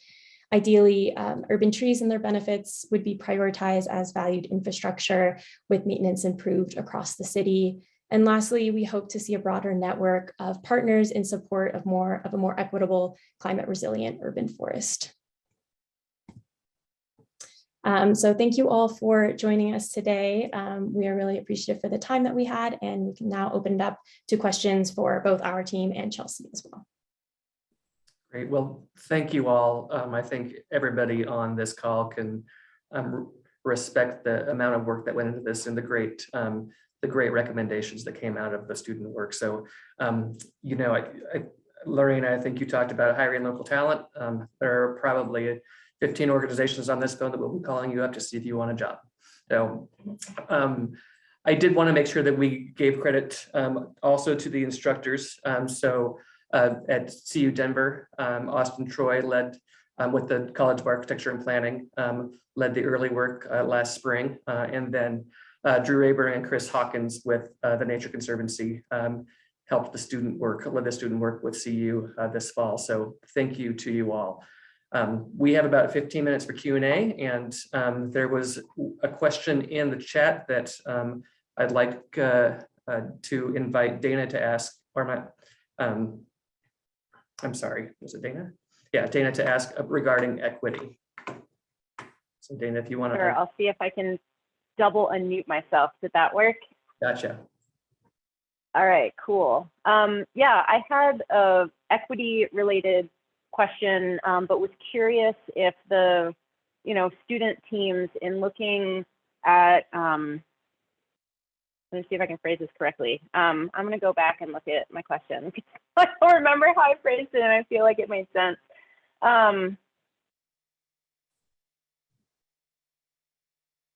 Cool. So question to the students. I wonder to what extent you found any lessons or ideas around who does the urban forestry work from within government, within nonprofit organizations. So to what extent do diversity, inclusion, and supportive work environments play a role in our ability to achieve these shared urban community forestry goals? Does that make sense? I think I can speak to like that. What are we doing and who is doing it, right? Yeah, it's interesting. I mean, it varies certainly throughout the US as to where urban forestry is even placed within each department. Sometimes it's its own division, sometimes it's grouped within Parks and Rec, like we see here in Denver. But we saw the most successful inclusionary aspects when they typically were coupled with a collaborative approach with nonprofits as well. Nonprofits typically are able to build community leaders already or develop stronger relationships with someone who could be deemed a community leader. So the more you're just creating place-based solutions and really integrating cultural components to your engagement opportunities, that's really the way to do more workforce development programs or education programs that can get more people involved that we're looking to be involved. And like Lorena suggested as well, I think also compensating people for their time is a really valuable way. Most of these people, they have multiple jobs that they're balancing, and they can't necessarily always meet the same government meeting times that are established, So finding ways to just support them, whether it be through childcare or other options, providing multiple means of getting people in virtual meetings, whatever that may be. That's really a great way to start, at least in my opinion. I don't know if anyone wants to add anything.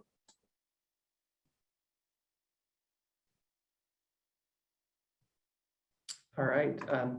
Thank you for that. I think I don't see any other questions. So if someone does have a question, please put it in the chat, and right on cue, our fearless leader, Gordon Robertson.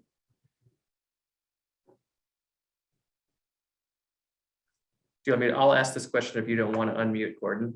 How do we go about understanding what the right balance of trees versus native grass plains landscape should be here in the High Plains Desert, where water scarcity will likely become much worse in the near future? I can speak to this a little. Our existing documents don't really clarify that, because I think it's a really tricky question to answer. So not to say none of us know necessarily, but that was a huge part of our research, especially when we looked into best practice cities. We compared tree canopy coverage, but we looked at the climate it was in too, because we're not going to have the same tree canopy coverage as Seattle. So yeah, it's a great question. And I think that needs to be at the very forefront of designers and planners thinking about, what is the right urban forestry or urban canopy for somewhere like here. I don't know. So I don't quite know, but I think it needs to be at the forefront of everyone's mind. Thank you, Chelsea. While I'm waiting for other questions, I would like to give the opportunity to Chris, Drew, or Austin to kind of speak to the work that was done and any lessons that you've kind of taken away from what the students have done in the last year. I can go first. So thanks everyone. Thanks to all the students. You guys did a fantastic job. And those were great presentations and really interesting. And I was privileged to be a part of this whole process. Just want to say that, we've been, CU Denver has been working with the city for many, many years. And we've worked in particular a lot with Department of Parks and Rec and with Office of the City Forester. And it's been great having these collaborations over time and getting students involved. And helping with, issues, like assessing mapping tree canopy and things like that. But yeah, this in particular, I think was a really great project. And the work that came out of it was, the amount of documentation that was reviewed was really incredible. So kudos to everyone on this. Great job. Yeah, I'll simply second Austin's, I think, kind words for just the incredible, professionalism, hard work, and dedication from the graduate students. If there's anything I can plug, as I think Drew Rayburn put in the chat, the Masters of Environment program and other programs like the one that Austin is part of, certainly have some just incredibly talented young people who can, I think, really dive into some of these questions and topics in ways that I certainly couldn't alone. So I would certainly put in a plug for that. And then the one thing I would share is that we'll certainly be sharing both the report they put together and then also the literature review afterwards. I really want to highlight that the literature review is a great summary of so much of the research that the students did, including reviewing more than 200 documents and also conducting more than 50 interviews. So certainly we'll be sharing those as well. But again, thank you so much to just the wonderful group of students, and so proud to have learned so much from them. I would echo what Chris said, and I just really appreciate the opportunity to partner with students on work like this, and really encourage everyone to remember that there are a lot of very talented graduate students and undergraduate students who are coming up through the schools across our state and beyond. And they really can bring added value to programs when we don't have the capacity to dive in as deeply as we would want to ourselves in this space, and also bring a lot of new ideas and creative approaches that keep us all fresh and keep us all on the cutting edge of the conservation work we do. So thank you. Lindsay, you put a question in the chat. I'll give you the opportunity to ask that question if you'd like to. Oh, feel free to ask it for me, Chris. Thank you. So as far as tree canopy goals, how would establishing a range of desirable canopy coverages work to allow for communities to drive their own forestry initiatives and set their own goals within that range? Thoughts, students? I feel like I can sort of speak to this. I believe Portland may be a city that does establish community level goals, but they also do have a high volunteer rate with their urban forestry program. It's one of the best in the world, actually. So there's kind of a push and pull there. They already have the engagement in place where they're engaged with these communities and they're all interested with their canopy. I do think that you need to first get people involved, share the benefits of trees with the community first, and then have them define what that looks like to them, because some communities did cite their concerns of green gentrification. We spoke to the Friends of Trees nonprofit with Portland and heard the story about how some younger girls just were a little nervous to even do tree plantings within their own neighborhood because they were scared as to if this place gets beautified, will they have to leave, things of that sort. So it is a little bit on the tricky side. We don't see many cities do this on the community scale, let alone do the reporting on it as well. So that's we were a little bit more impressed with Portland's proactiveness in that regard. But yeah, I don't know if anyone else has anything to add. Kiana? Yeah, I can just add something really brief, but something that I think about with this question is how communities use the built environment. So how they're using the space that's there. If there's a particular corridor that people tend to walk down to get to a certain bus stop or to a school, understanding what places might need more shade from trees, even though you may not see those benefits for years, but for future generations, what places do people really use and how can you make that more safe and usable, especially with projected temperatures to be going up so much. So I think there's also a way to just understand where the need is rather than just planting everywhere, even in places that don't have a lot of canopy, but really strategically placing them in areas that the community is going to see a lot of benefits to. And just one other thought on that, we're thinking about what's going on in Denver today. We're several neighborhoods into the neighborhood planning initiative.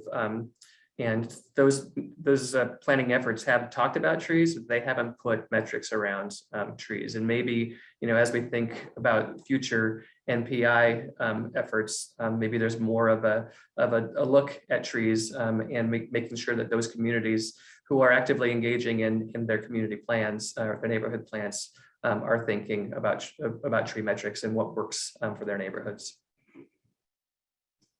So any other questions? We've got about 4 minutes left. If there are no other questions, I'll give you 4 extra minutes for your lunch break. I'm not seeing any more. So we will reconvene here again at 12:30. Again, we're going to be talking to cities who the students have all talked to in depth over the course of the last year. Get some really great information this afternoon that really can kind of help inspire what we might be thinking about in Denver as we move forward. So I would ask that everybody kind of keep logged into the Zoom if you intend to stay. Turn your cameras and your microphones off, and just be back here shortly before 12:30, and we'll keep the group going. So, Chris, there was one late question from Mr. Bernstein. Oh, all right. Mark, do you want to answer it or ask it? I'll ask it for you. Downtown is the largest heat island with the lowest tree canopy here in Denver, as I think we're all aware. Did the students learn any of the strategies specific to urban core areas that might help us in downtown? I know one thing we heard, I don't know if this is technically a strategy, but we heard that one of the funding barriers is how expensive it can be to remove pavement, because if everything is paved, you can't just stick a tree in the ground. So finding ways to get of funding and planning to remove pavement in certain areas. So you can actually you can expand places to put the trees and actually create a space for it. I'm not sure if that's necessarily a strategy, but we heard that was kind of a barrier in places that have a lot of pavement. And we are going to be talking to Boise, who has done some really innovative stuff recently. So Mark, thanks for teeing that up for your post lunch conversation. All right, well, thanks everybody for a great morning. Students, again, fantastic work. We will see everybody back here at about 12:30.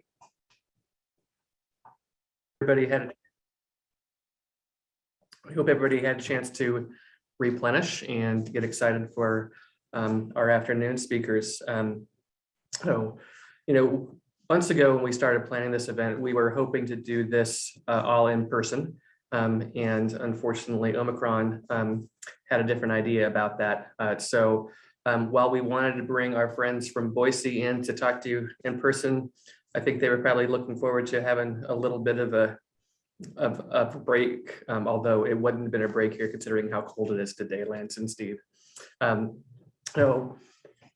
We're lucky though that we were able to, because we went virtual, we were able to invite many more people than the room that we had originally planned or could make. So again, thanks to all who have joined us today, city leadership, industry partners, nonprofit partners, we're excited to have you. To this afternoon, we're going to talk to, again, some cities about work that they're doing that was discovered by the student research that we just talked about. I think the CU students showed a map early on that indicated where the different cities we talked to were in the US. I'm sure that many of you looked at that map and said, well, it's not hard to grow trees in Portland. It's not hard to grow trees, in some of these other cities around the country. And that's true. So we really liked the idea of bringing Boise into the conversation. Boise, as you're probably all familiar, is much more similar to Denver from a climate standpoint. And they've been doing a lot of great things. And then I think we can learn a lot of lessons from Boise. So I'm going to go ahead and make an intro. Lance, if you want to pull up your presentation, and I'll introduce you to. Sounds good. Thank you, Chris.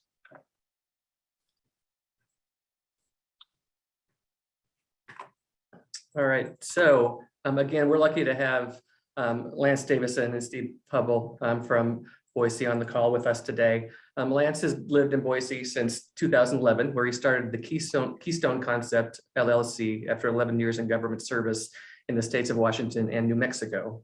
Lance also serves as president and director of the regional nonprofit organization Treasure Valley Canopy Network. Throughout his over 20-year career as a natural resource professional, he has served in a variety of leadership roles centered around building resilient and impactful organizations, communities, and people.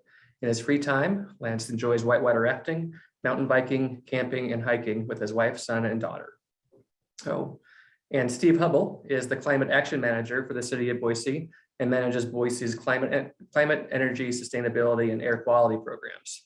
Prior to his move to Boise, Steve served as the assistant director of public works and in various other roles for 13 years for the county of Stafford, Virginia. Steve attended Radford University with a BS in geography and Virginia Commonwealth University with a master's in public administration. Steve lives in Boise with his wife, Sarah.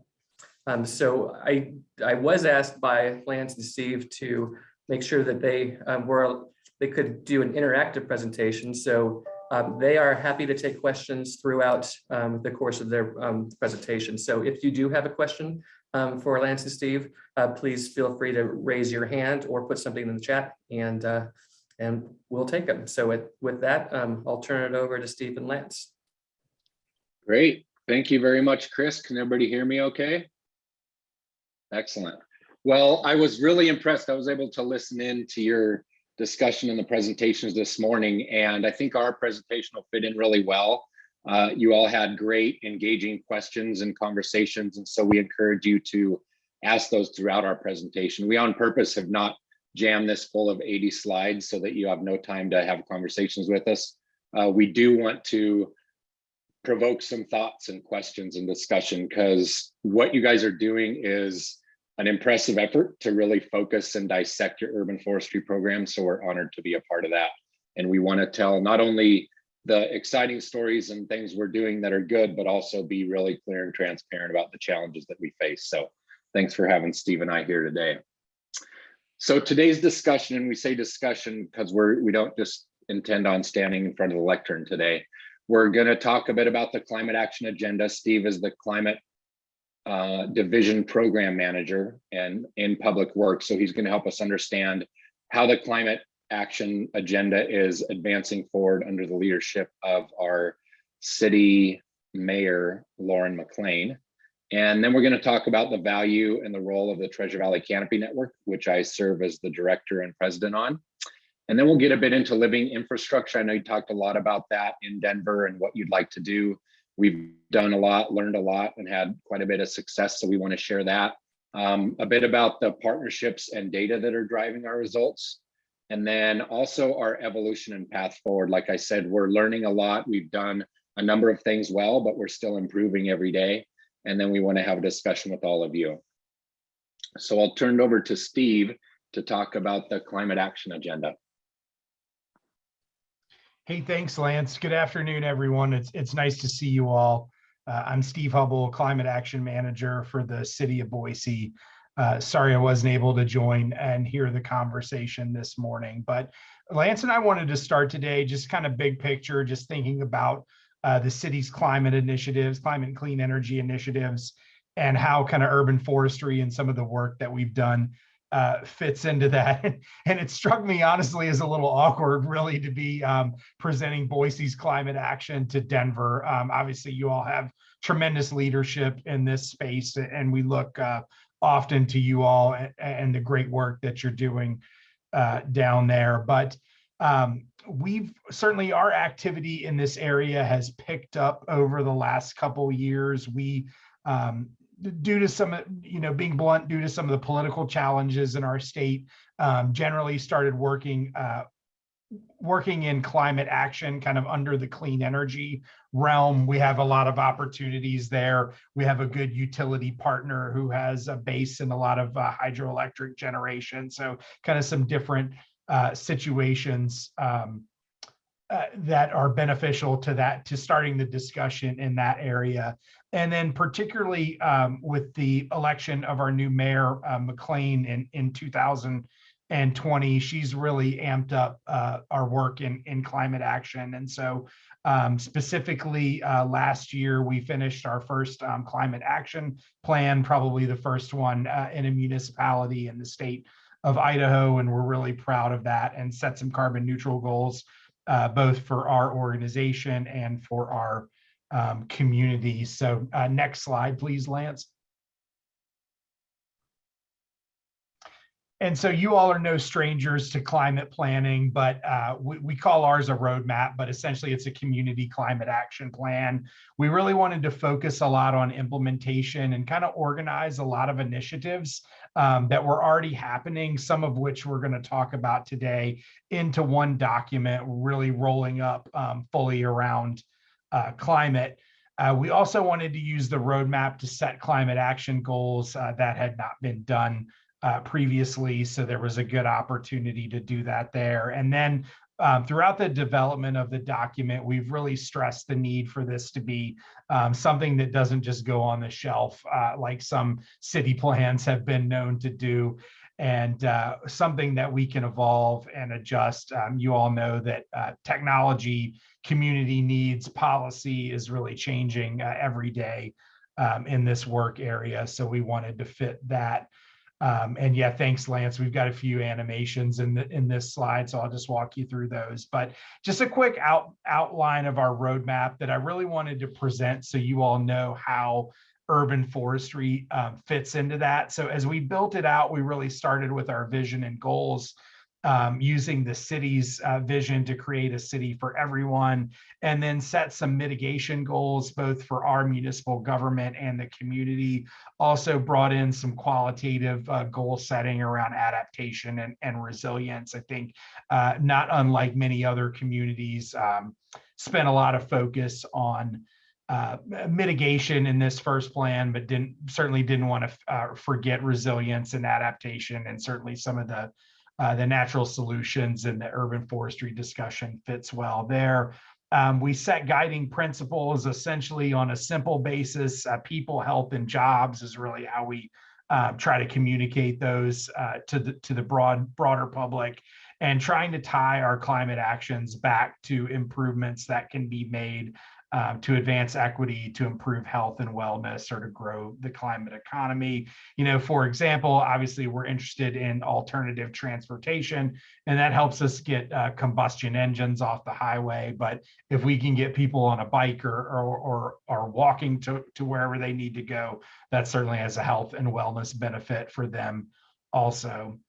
We identified 7 priorities for our climate action work, many of these tied to things that were already happening at the city, and I won't spend a lot of time going through those today, but want to hone in on the green box, the natural environment there. So for us, that's really our environment from the river to the foothills and kind of everything in between. This brings in parks, open space, a lot of different work that we're doing throughout the city in land preservation, in urban forestry, in ecological restoration along the river, for example. And then just the last part of that previous slide, we identified a number of opportunities, which are kind of the work areas within all those different priorities, certainly many of which relating back to the deeper dive that we'll take today. Next slide, Lance. And this just builds out some details on that natural environment. Lance is going to talk about the City of Trees Challenge and the work that we're doing there, but we really felt it was important to bring in kind of the ecosystem and the concept of what we have here already into our climate action discussion. Next slide. Some other work we've been excited to highlight recently in our climate action planning is work around kind of some data analysis around the urban heat island effect throughout Boise, and tying the connection of the data that we're seeing from urban heat island to levels of tree canopy across the city. And we can certainly get into a greater discussion on this. We've actually got an embedded video, if the slides go out, or embedded link to a story map that breaks this down in a little more detail. But essentially, if you look at the chart down at the bottom right-hand corner, you can kind of see a direct correlation between the areas of the city that have a higher tree canopy relating to lowering the heat, or the urban heat island effect. And Lance will talk a little bit about how we are working to address that tree canopy that's lacking in some parts of our city, where you are now seeing that kind of urban heat island effect in a much more drastic sense. Next slide. All right, well, thank you very much, Steve. So that previous slide on urban heat is a really good example of where that interface of the work Steve does at a citywide climate action, whether it's reducing emissions or doing urban forestry, we were able to provide some solutions for them and help them develop that urban heat story map, which we can look at if we have time, if you guys are interested. But it's really powerful and exciting to have the Treasure Valley Canopy Network, which is a 501c3 nonprofit organization that started back in 2013 when the state of Idaho and U.S. Forest Service funded an urban tree canopy assessment here in the Valley. At that time, we didn't have a group that really drove all this work like the Canopy Network does now, but there was a group that was interested in learning about it. So that kind of created our foundational understanding of the ecosystem benefits of trees. And then we've built on that, and that is how the Treasure Valley Canopy Network was born. To look in a little bit at how our city evolved, it's funny to think all the way back to 2011, 2013, when the economy was really in the tank here. We had an area that was called the Big Hole. Is that what we called it, Steve? And it was a building that had burned down, and it was a hole in the ground for a good 5+ years, maybe longer than that. And when we started to see the economy turn around, a company came into town and invested in the Zions Bank building, which is now one of the most prominent buildings in our downtown. And right at about that same time, we came out with our urban tree canopy assessment. And what's fun to show is how both the city's infrastructure and the green part that the canopy network focuses on have grown together. So we produced that tree canopy assessment in 2013. And at that time, some of the city leadership was really paying attention. They started to understand the benefits of trees. And in 2014, City Council and Capital City Development Corporation, which is our downtown revitalization district, they prioritize streetscapes and having more trees, larger trees in downtown. And they actually, I remember when they came down with this, people were kind of up in arms a little bit about it because of the cost of truly investing in trees. So City Council and CCDC said every new streetscape in downtown Boise is going to have suspended pavement systems in it.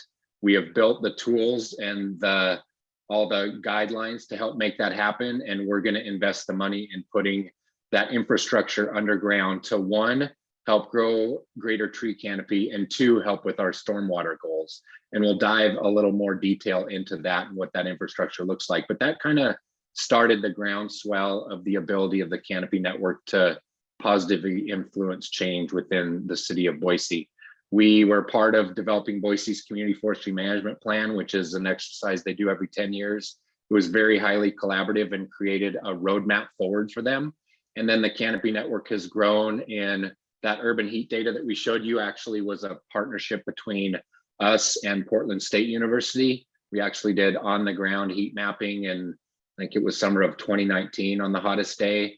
So that was really valuable data that we were able to now use to inform our planning efforts. We've invested in a carbon city forest credits project that we just received funding in the last week for that project from an undisclosed funder that keep an eye on the news and on our Twitter feed. We'll share who that is in the next month or so.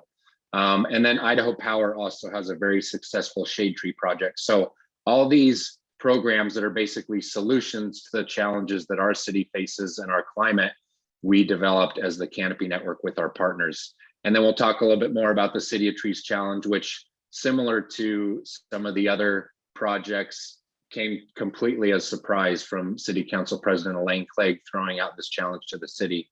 And we're also developing an urban wood network that is helping not only grow new trees, but as our large aging trees come down, how can we keep those out of going to the dump and help grow a more resilient future for the city?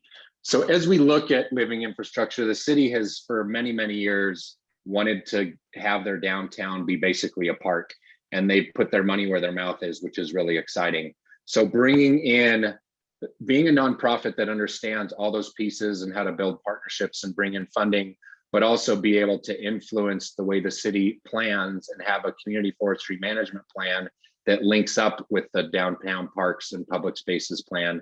You've got to really overlay these things together and have the partnerships to make it work. And then we're really focused. The big things here are air and water quality, stormwater, and urban heat. So that's really driving our work, and we're finding solutions to these community challenges and climate challenges. And now I'd like to dive a bit into all the infrastructure that we've invested in downtown. And Steve, he can expand on this, but when he started, when he was working in the Public Works Department, he was a big part of making this happen. So that's why both of us joined here today, so we can tell you what we learned along the way and what's been successful, what we've changed and adapted to make sure it works. So I'll kick it back to you, Steve.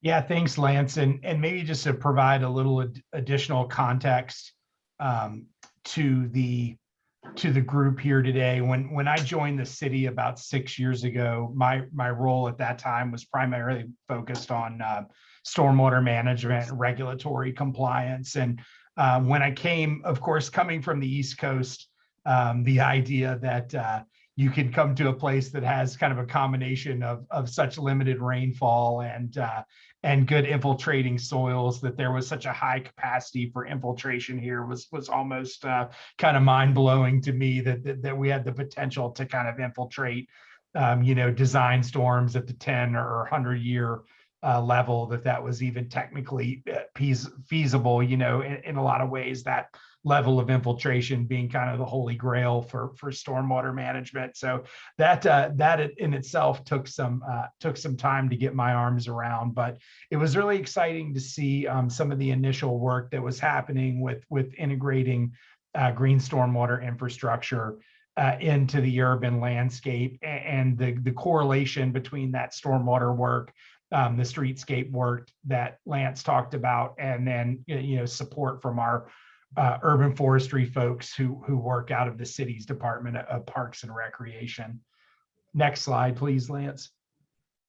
I know I'm going to stumble through a lot of these acronyms as I go through the next couple of slides, so I thought it made sense just to have a specific slide to call some of them out, so you all would not get lost in any acronyms. But I see I've got a typo in this slide too, but just walking through them real quick. So the Ada County Highway District. So Boise is pretty peculiar when it comes to transportation and the maintenance of public roadways. The city is not responsible for our streets downtown.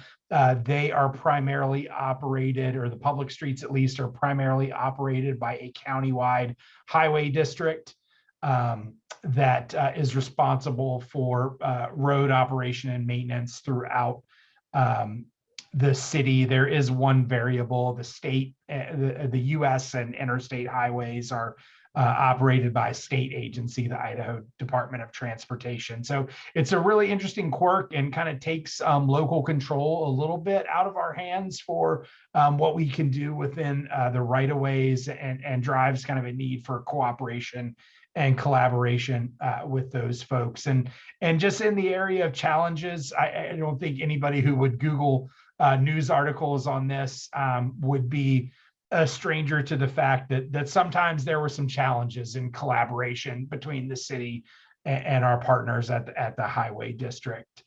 Lance mentioned CCDC, Capital City Development Corporation. That's our urban renewal agency. So they help a lot with urban infrastructure projects, and also collaborate pretty frequently with private development. And I saw a question in the chat related to that I'll get to in just a second. Green stormwater infrastructure, so kind of the cutting edge approach to stormwater management, typically with an infiltration and then a vegetation component. Some folks refer to this as low impact development, so kind of same thoughts in the technology there. And then finally, the suspended pavement system. So this is a technology that supports the weight of paving to allow a void underneath a plaza or a sidewalk, and that can benefit tree growth. That space can also be used to process and infiltrate stormwater. And then some of you all may know that by the name of our proprietary product, Silva Cells, which we have used quite a bit here in Boise. Next slide, Lance. So I'm going to talk about some streetscape standards that were that have been enacted in Boise, and just to give you a frame of reference for where they are applicable. They are particularly applicable in kind of the areas generally of downtown Boise that you see here. The state capitol is roughly kind of in the middle, where you see the maroon color there. And then these also align with our urban renewal areas. And so that helps to bring in funding that our urban renewal agency is eligible to provide, both for public projects and some private projects if there's a development agreement with that particular developer. Next slide. So you can see just kind of a cover shot of our streetscape standards and specifications manual. We're actually going to be in the process of updating this, I'm hearing, over the course of the next year or so. So stay tuned for that. But you can see on the right-hand side there that suspended paving systems are required under the hardscape surface, and then the designs determined by specific conditions. And then you can see kind of what some of that looks like in the detail plan. Below that, we've seen them implemented both with and without a stormwater component. So putting them in the ground specifically just to promote the tree growth, and then in some instances bringing in the stormwater, which you're starting to see in this picture here. I'm seeing a hand up from Michael, so I think we have plenty of time. Let's go ahead and take a question there, Michael. Yeah, Steve, you're on the groove. I didn't want to stop you, but I have a question. So CU structural soil, have you guys used that in Boise? I mean, that became all the rage about 30 years ago. We used some in Denver and past projects. I'm just curious if Boise ever used that. Michael, I'm not familiar off the top of my head, but my time here has only been 6 years. I can certainly take that as a follow-up with some of the longer time staff and see if they have, but I'm not familiar with any recent applications. Yeah, it came out of Cornell University, but I appreciate the answer. Yeah, we can take it offline. Thank you.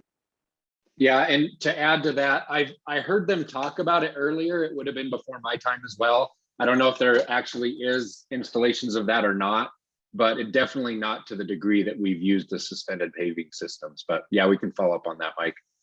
And just in case it might come up for others, or maybe a question that you're thinking, while I think the primary set of examples that we'll present today are using Deep Root or the Silvacell product, we are open to other manufacturers and certainly even the city on some of our projects.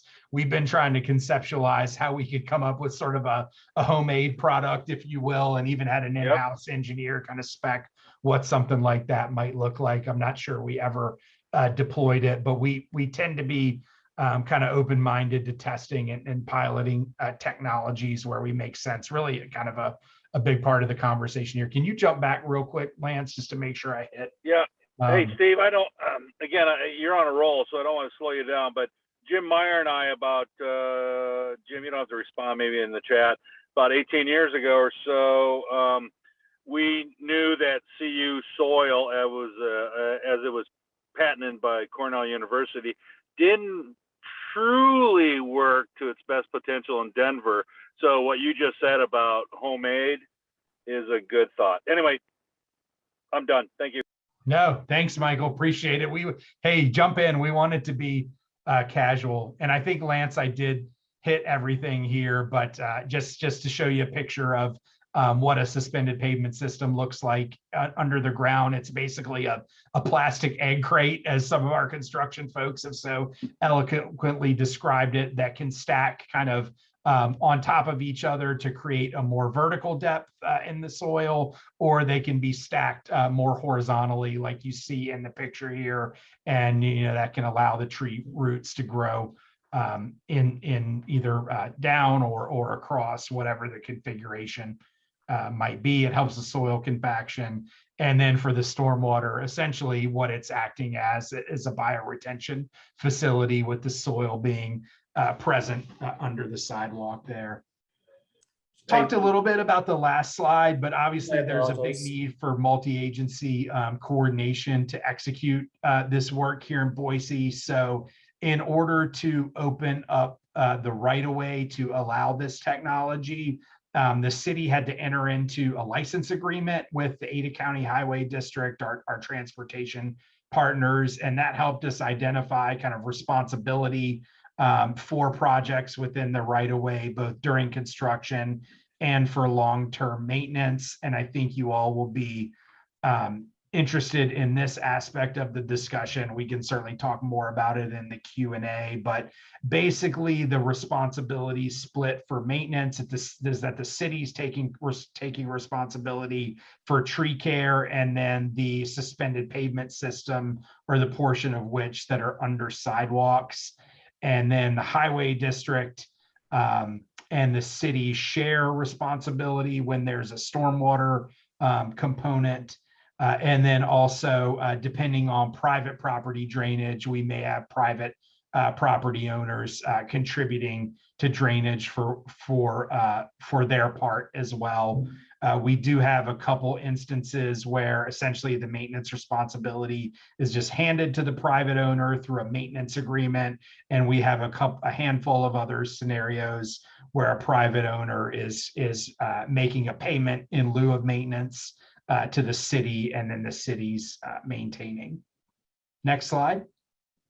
And I'll add to that as well, Steve. This is one thing that you notice about 7-8 years ago, there was a lot of conflict between the ACHD that's managing the streets and the city.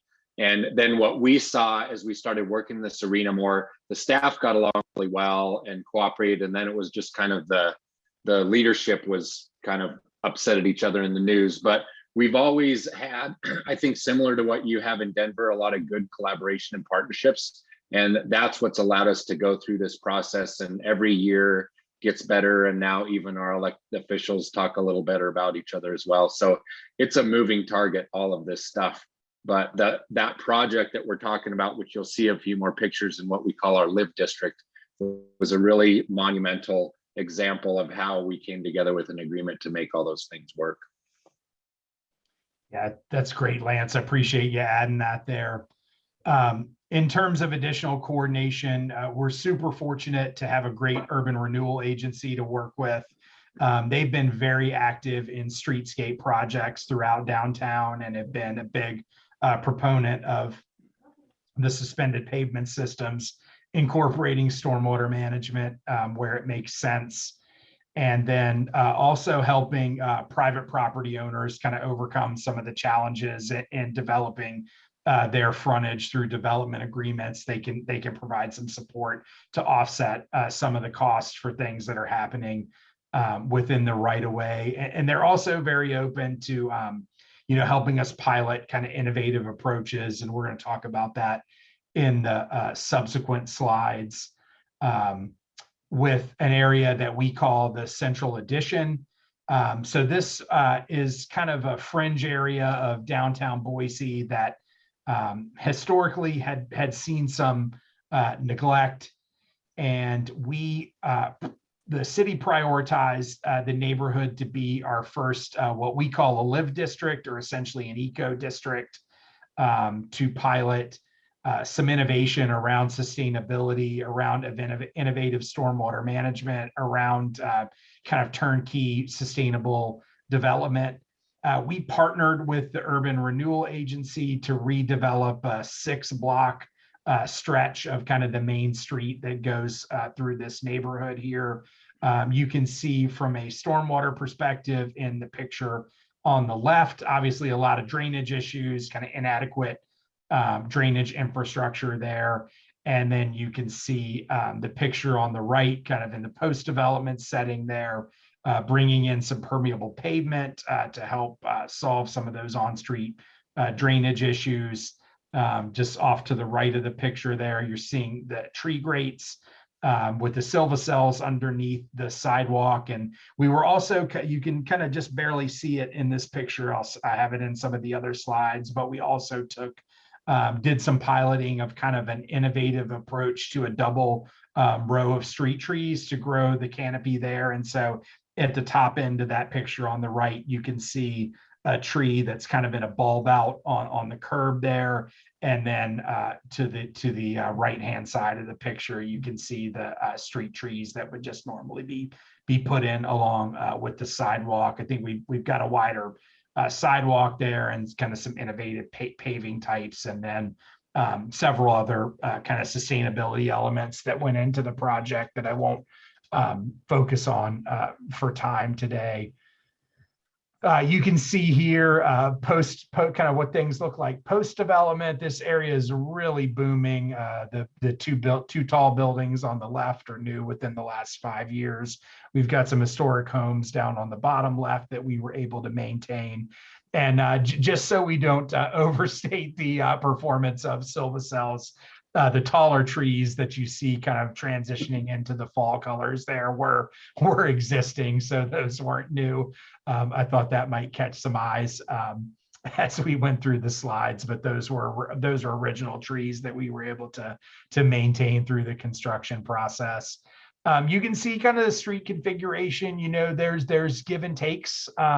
We've got a little loss of parking probably with some of the bulb out for the planter gardens and the individual tree bulb outs that I talked about in the last slide. But I think once this area comes through with the double row, it's going to look really great. And the far block in the picture there where the crane is kind of a new festival block for us in the city. We've got a brewery and some other development there that at least pre-COVID, they were able to host some events there, and certainly hope to be able to do that long term. Let's jump to the next. Lance, you want to add anything there? Yeah, a few fun things to add. One is this whole idea of the double street trees was really innovative and different. And you've also got silvicels over here on the right where you're suspending pavement, but then you have bioswales and catchment areas here where you can have planter beds and everything. So it's fun to see it grow. And I think people are a little impatient with how long it takes the trees to grow. But if you compare, there'll be a few pictures later of the difference with the suspended pavement system and without. These trees perform much, much better. Another really interesting thing on this street is a new brewery just went in that has all new locally sourced urban timber in it for all the tabletops and everything. So we've got the whole full circle picture in this new street, which is pretty exciting for all of us. Lance, there's a question just quickly in the chat. Sure. From Elizabeth, do the bulb outs themselves have structural cells? I don't believe so, Steve. You can confirm, but there's really no reason in those bulb outs when you have open soil to suspend anything over them. Yeah, I think that's correct, Lance. I'd probably have to check the specs to confirm, but I think that's accurate. I think there is some potential for kind of root penetration to go back towards the sidewalk because there are silvicels along the sidewalk there, but I don't believe there are any under the bulb and under the planter bed that you see kind of in the bottom center of the screen there as well. Yeah, thanks, Lance, for the pointer. Great. And we're getting lots of questions like following up with our right-of-way designs and specs. I imagine we can follow up and share that, Steve. Yeah, I don't think that'll be a problem. Cool. We can jump to the next slide.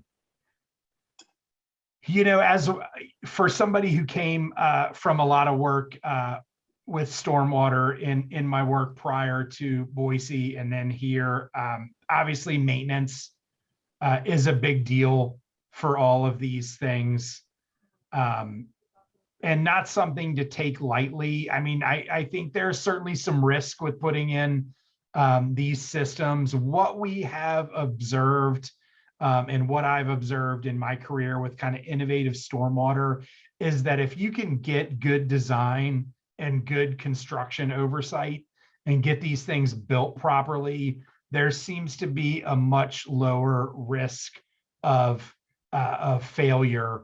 I don't know of any systems that have failed downtown. We did have some challenges in some of our streetscape constructions initially with adjacent buildings, particularly older ones that had basements. If there was a rain that would happen during excavation, they did see some flooding or some drainage issues in some of the subgrade areas. I think we did go back and make some design modifications to put in some impermeable liners in some spots kind of below the silvicels or below the soil to help kind of mitigate some of those areas. And then actually, Lance, if you'll stay on that slide real quick, you know, also start to look in design planning that where we did have those type of buildings adjacent to frontages that were being redeveloped, that it might not make sense to have a stormwater component on those portions of the block and just do silvicels for the trees. I guess I'm going to touch on it on the next slide, but just seeing the map here, something we've been able to do is also pass the locations of all of these facilities to Digline, which is our utility marking outfit. so that if there's a plumbing, if there's a ticket pulled for a plumbing job or some type of emergency repair, we can get our folks to go out and mark these like what happened for other traditional utilities, and hopefully prevent any construction damage by a unknowledgeable contractor. And I checked in with some of our engineering folks yesterday, and they said so far that process has been working pretty well. I mean, obviously the scope's somewhat limited here of what's gone in, but you can get a feel, at least in some blocks in our downtown area, there's starting to be a pretty high prevalence of street trees with silvacells, which you see here. So I think I may have hit on, we can go to the next slide, Lance. I think I may have hit on a lot of those things. Yeah, talked about construction oversight, utility locations. Yeah, from a city perspective, we do have maintenance responsibility for these facilities. So basically the split is that the Parks Department is in charge of maintenance for the trees and the suspended pavement systems. And then Public Works is responsible for any stormwater elements with potential support from private property owners, like I mentioned earlier. And then the Highway District is responsible for kind of the typical drainage maintenance with inlets, curb and gutter, distribution pipes into these facilities, et cetera. Certainly a question is long-term replacement. With the lifespan of the products being at least 50 years, I'll likely be retired or on elsewhere by the point that hopefully many of these fail. But I think that's certainly an unanswered question for us, and certainly something to think about is how those, how funding for that is considered in the long term. Another Lance, thing anything you want to jump in there with? Yeah, another thing to add on the construction side of things, we learned a bunch, if I go back to this slide, on 6th Street, and around this area were some of the first silvacells that were installed. I think in here. We learned a lot. Some of the, when you're using a new technology, the folks that we had doing it weren't the greatest, and we unfortunately had a lot of businesses shut down for a long time. So we learned from that, and luckily now there's a really good contractor that we work with that makes it so that the buildings can stay open and operating. It goes really smooth. And so I think that's always something that you need to know is the first time around, you're probably going to learn a lot of things that you didn't even see coming. And it's nice to have the commitment of leadership to learn and evolve and improve. And now it's a really slick system that has it employs a lot of local folks that are designing and installing these. And it also is done in a way that's efficient and effective. So I see a couple of questions here in the chat, one on a ecological study that we might come back to. And then Daryl had a question about kind of ties to equity, and Lance is going to talk about that in the subsequent slides. Yeah, and I'll come back to that ecological one. We've done some work to try and capture that, but that's a great question. Cool, let's keep rolling along. I just got a picture here. This is just a tree comparison, 2017 to 2019. So you can see pretty good growth in that 2-year period. And then if we want to jump to the next slide. This one's a little trickier to see because it's leaf off, but these went in front of our City Hall about 5-6 years ago, I think. And you can see that these particular trees were not installed with the suspended paving system at that time. And then if you jump to the next slide, you can see just a half block down that these do. Although I'm wondering, actually, I'm not a tree guy, actually, so I'm wondering if they're actually the same species. So maybe that's not an apples to orange comparison. I don't know, Lance, can you help me there? I'm thinking the buds on this tree here may indicate a different species. Yeah, it almost seems like, I think they're both locusts, but I'm not sure. But we do notice a definite difference in growth rates. And the other part is the stormwater process seems to work really well. So like Steve said, we're continuing to learn. Who knows what 50 years down the road looks like. The other thing that I think is interesting is just, I can share with you guys afterward, the study of investing in infrastructure, the cost today and the benefit today versus looking at the lifestyle or over the term of the lifespan investment and return.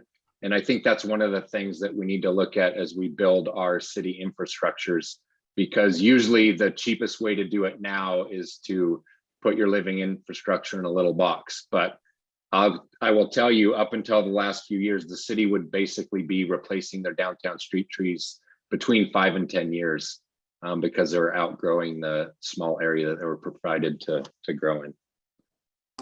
Lance and Steve, just real quickly, sorry to interrupt, but if we can take about 5 more minutes in the presentation, there's a lot of interest in the questions, and I want to make sure that we get some of those answered before we have to cut this conversation off at 1:30. But we're keeping a list of some of the questions that can be answered by your right-of-way standards or some of those requirements. So perfect. Go ahead and continue. Yeah, this is perfect because it gets to our focus on what City Council President Elaine Clegg started. That's her right here. She's been a City Council member for, I think, over 19 years, also works for Idaho Smart Growth, really sharp woman with a lot of leadership and roots in Boise. About 2.5 years ago, she was on a news station and announced her idea to plant 100,000 trees and surprised everybody. Nobody saw it coming. She's always loved trees and been a strong partner to ours, but she didn't ask us before putting the number out there, which she's smart. She knew that number made sense based off of the data that we had. So that was good. But I remember having the conversation with our city forestry staff actually at the time the announcement came out, and they were really worried. And I said, hey, don't worry, we'll find a way to work and help make this happen. And sure enough, during that meeting, Elaine had left me a message, said, hey, Lance, we need to work with you to make this happen. So the City of Trees Challenge is a grassroots climate action challenge. We're focused on planting 100,000 trees, 1 for every household in the city, and 1 seedling in an Idaho forest for every person in the city.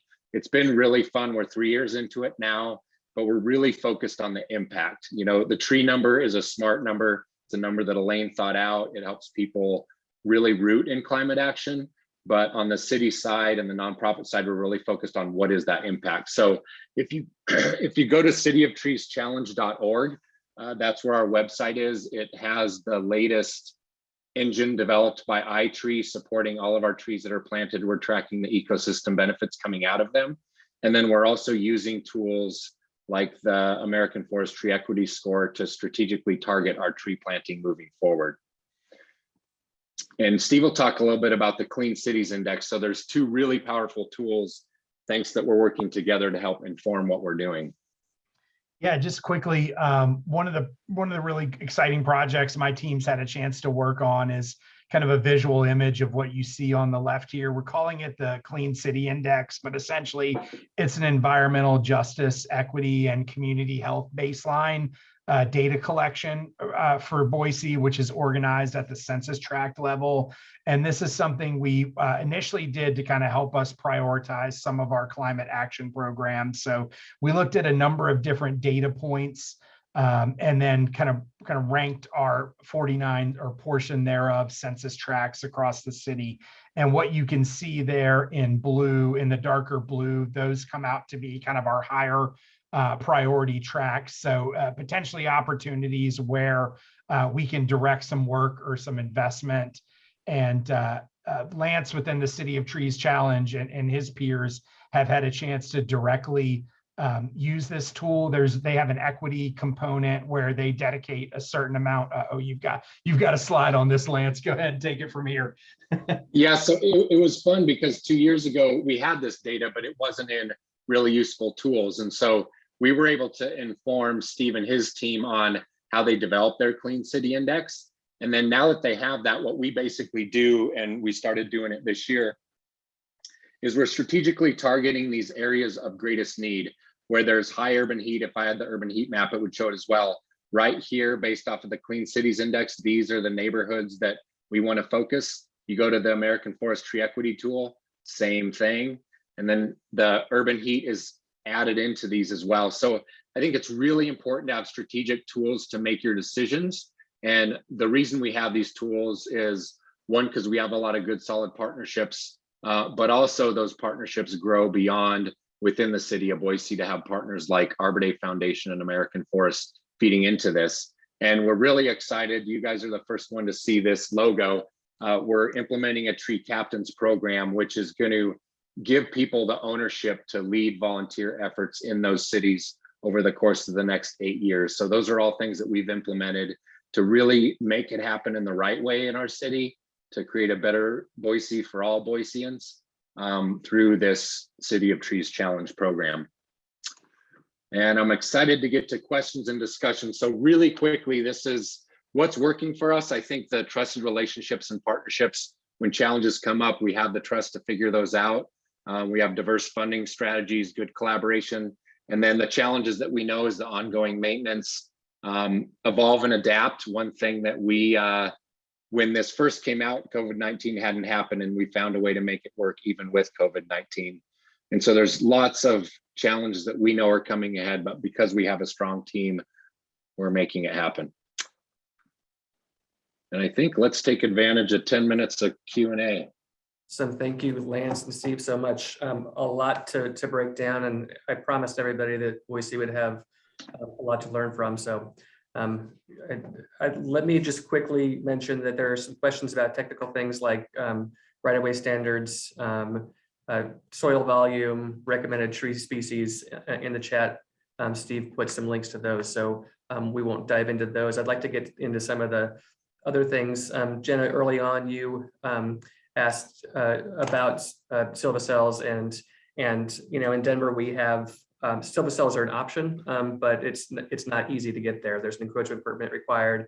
The cost of maintenance is required to be taken on by the property owner, and that leads to a lot of projects, you know, developers turning away from silvacells.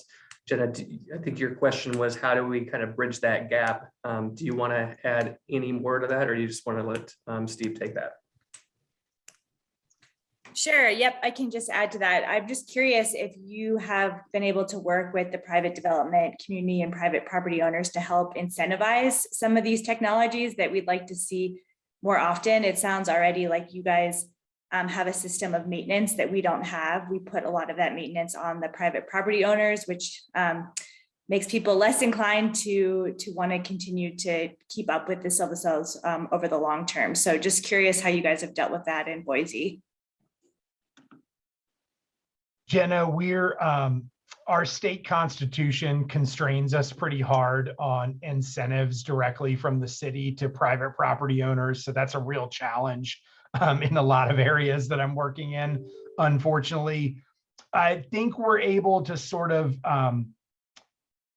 absorb the immediate hit on the infrastructure or the construction cost. Oftentimes, particularly bigger developments will form a development agreement with our urban renewal agency. So they'll help fund some of those public improvements, which lessens the blow and I think kind of absorbs some of the acceptance. I think since a lot of the infrastructure is new, we haven't had a ton of maintenance issues yet, but no, I'm not aware of us kind of subsidizing any specific maintenance where the private folks are responsible at this time. I hope that. And I will say, and I'll add to that as well, these aren't in residential neighborhoods. These are in our downtown streets. So it's areas where they are sharing with the large building owners, but it's not a bunch of individual residents on residential areas. So it is a little different in that sense as well. Great, thanks guys. Next question, Daryl had a question about equity early, and I know that Lance addressed that, but Daryl, any follow-up on that? Hey, Lance and team, thank you for presenting. Just very quickly on that, I know there were very specific targets as far as your strategy going forward for communities that are in a heat index. I was curious to see if there was a data component as our student leaders presented earlier for Denver, that would tie in or at least review, is there displacement of long-term residents in these heat index or marginalized communities once this greenscaping goes in? Is there a tie-in to data to track that and maybe to work with agencies that can mitigate any of those negative impacts? But thanks for all the work that you and Steve are doing in Boise. Yeah, Daryl. Oh, go ahead, Lance. Steve. You go ahead. I think that's a great question. Actually, something that somebody asked me the other day of this displacement that I didn't think too much in depth about, but I think that's definitely something that we want to look at over time. So the short answer would be no, but the long answer is we're now starting to realize the potential for that.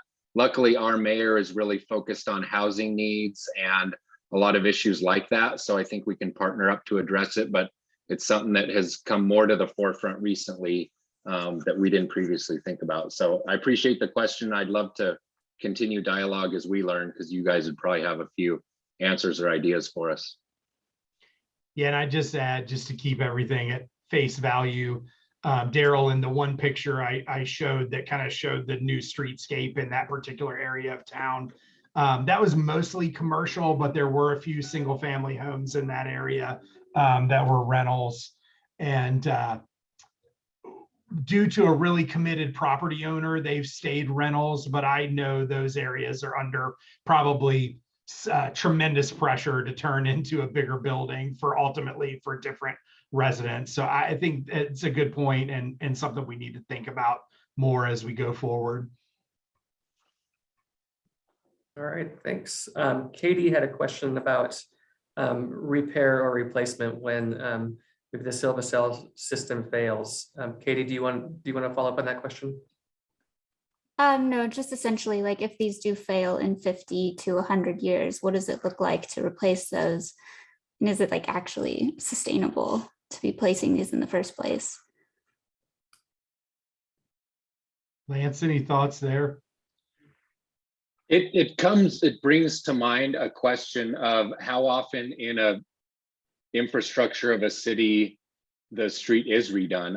I've never really known over 50 years how often are you going to tear that up to redesign something anyway.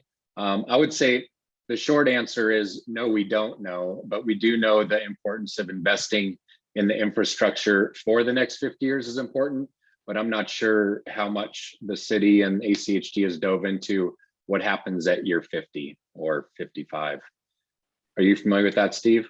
Well, I just add, Katie, maybe from a more practical standpoint in the short term, something that I've been concerned about, particularly when working with proprietary products, is manufacturers tend to kind of update their specifications. So let's say, for example, we had a section of one of these be impacted.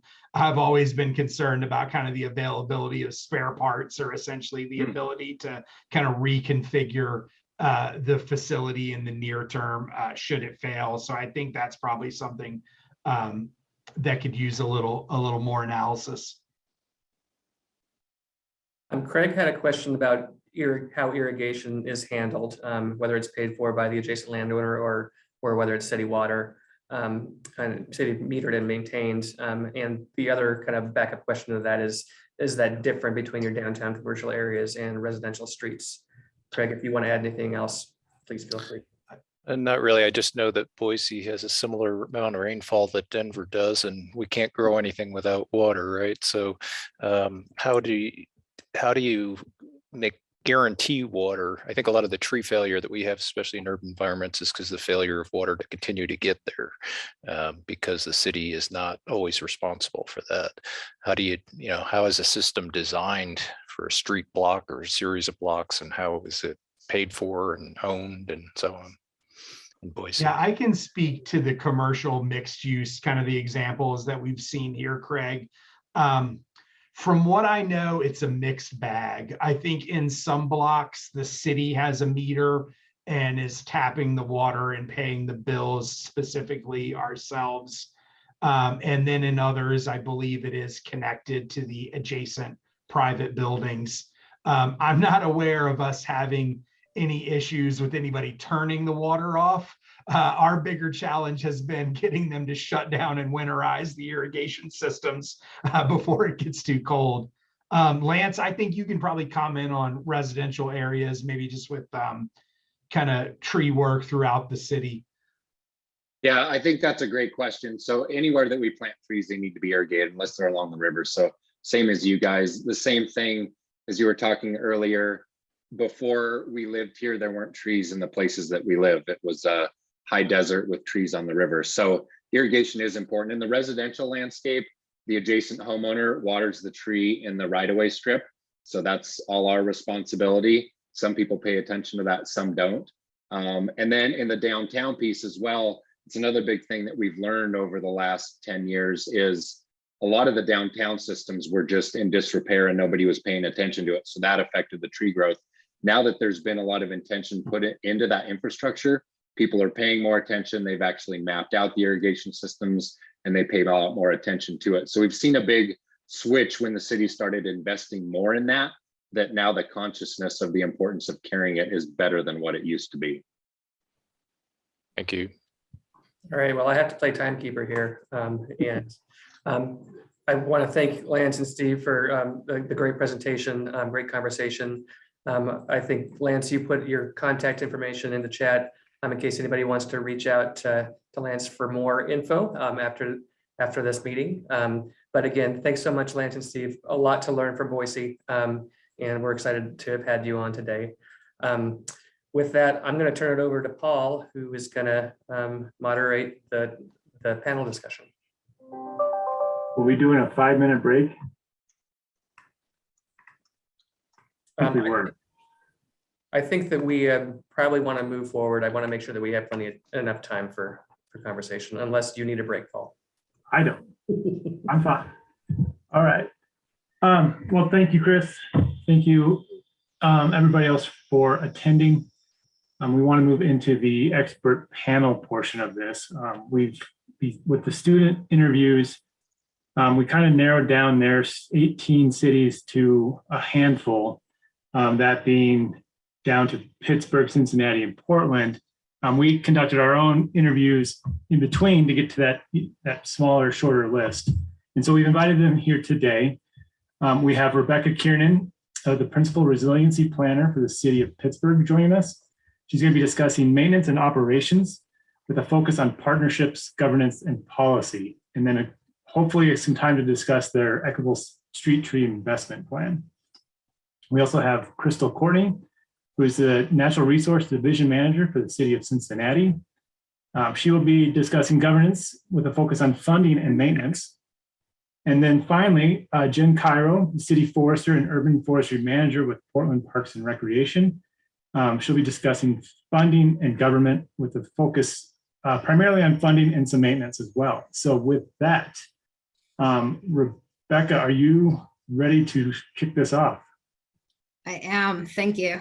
Let me just pull up my presentation.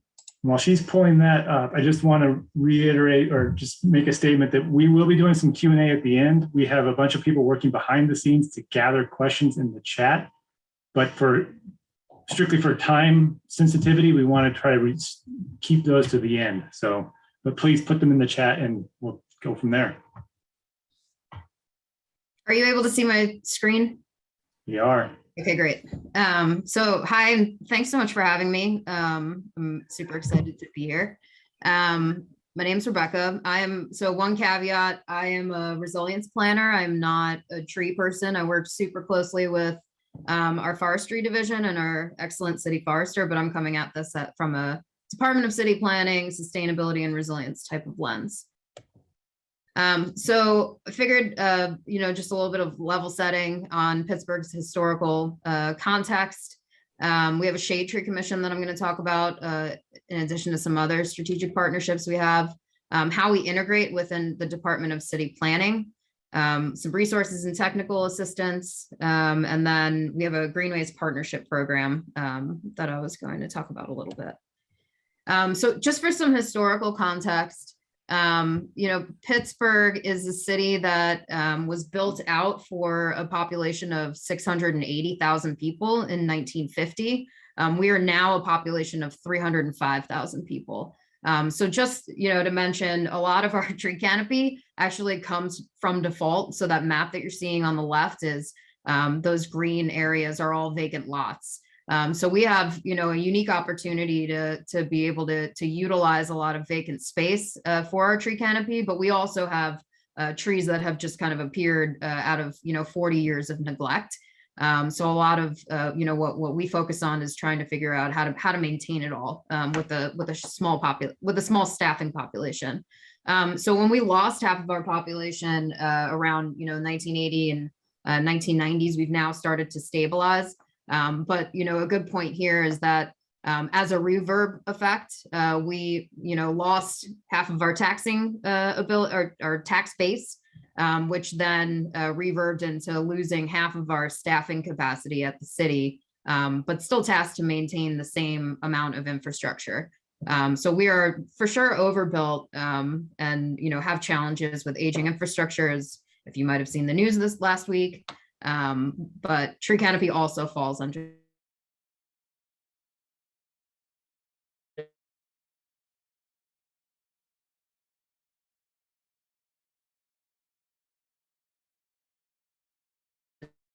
that. Operations and maintenance and our parks is primarily done by our city's forestry division, which is a little bit understaffed and under-resourced, but we've been working on some new financing mechanisms, which I'll talk about a little bit later. We have a 311 system where residents can call and report, and then city forestry responds to those. Some contracts go to nonprofit partners. I'm going to talk a lot about our partnerships, but those, strong partnerships also help us to maintain that canopy. And then we have a Department of Innovation and Performance that looks at our data. So this map that you're seeing on the left is a software called Cartograph. So we've actually mapped all of our street trees and some of our urban forest areas and other vacant lots into a system. So we can see every single tree, which is pretty neat.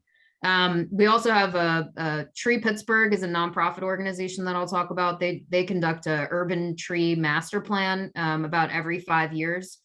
So we're able to leverage their work and then measure, canopy, which we've actually lost 5% of canopy from 2010 to 2015, which is when the last study was done.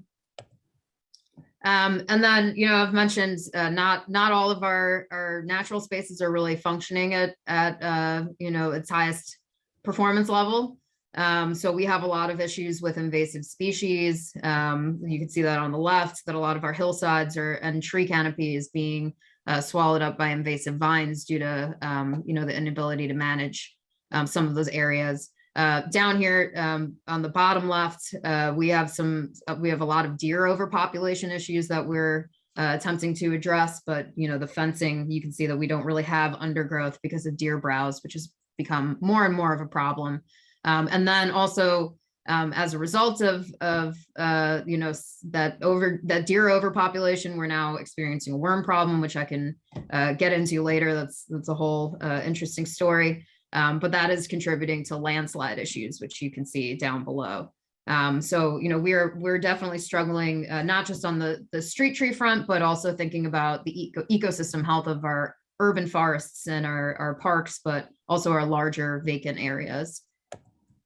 And then access to green space. So, we conducted a equity indicators report a few years ago that looked at, the access to green space based on neighborhoods and also by race. And, mostly we score really high.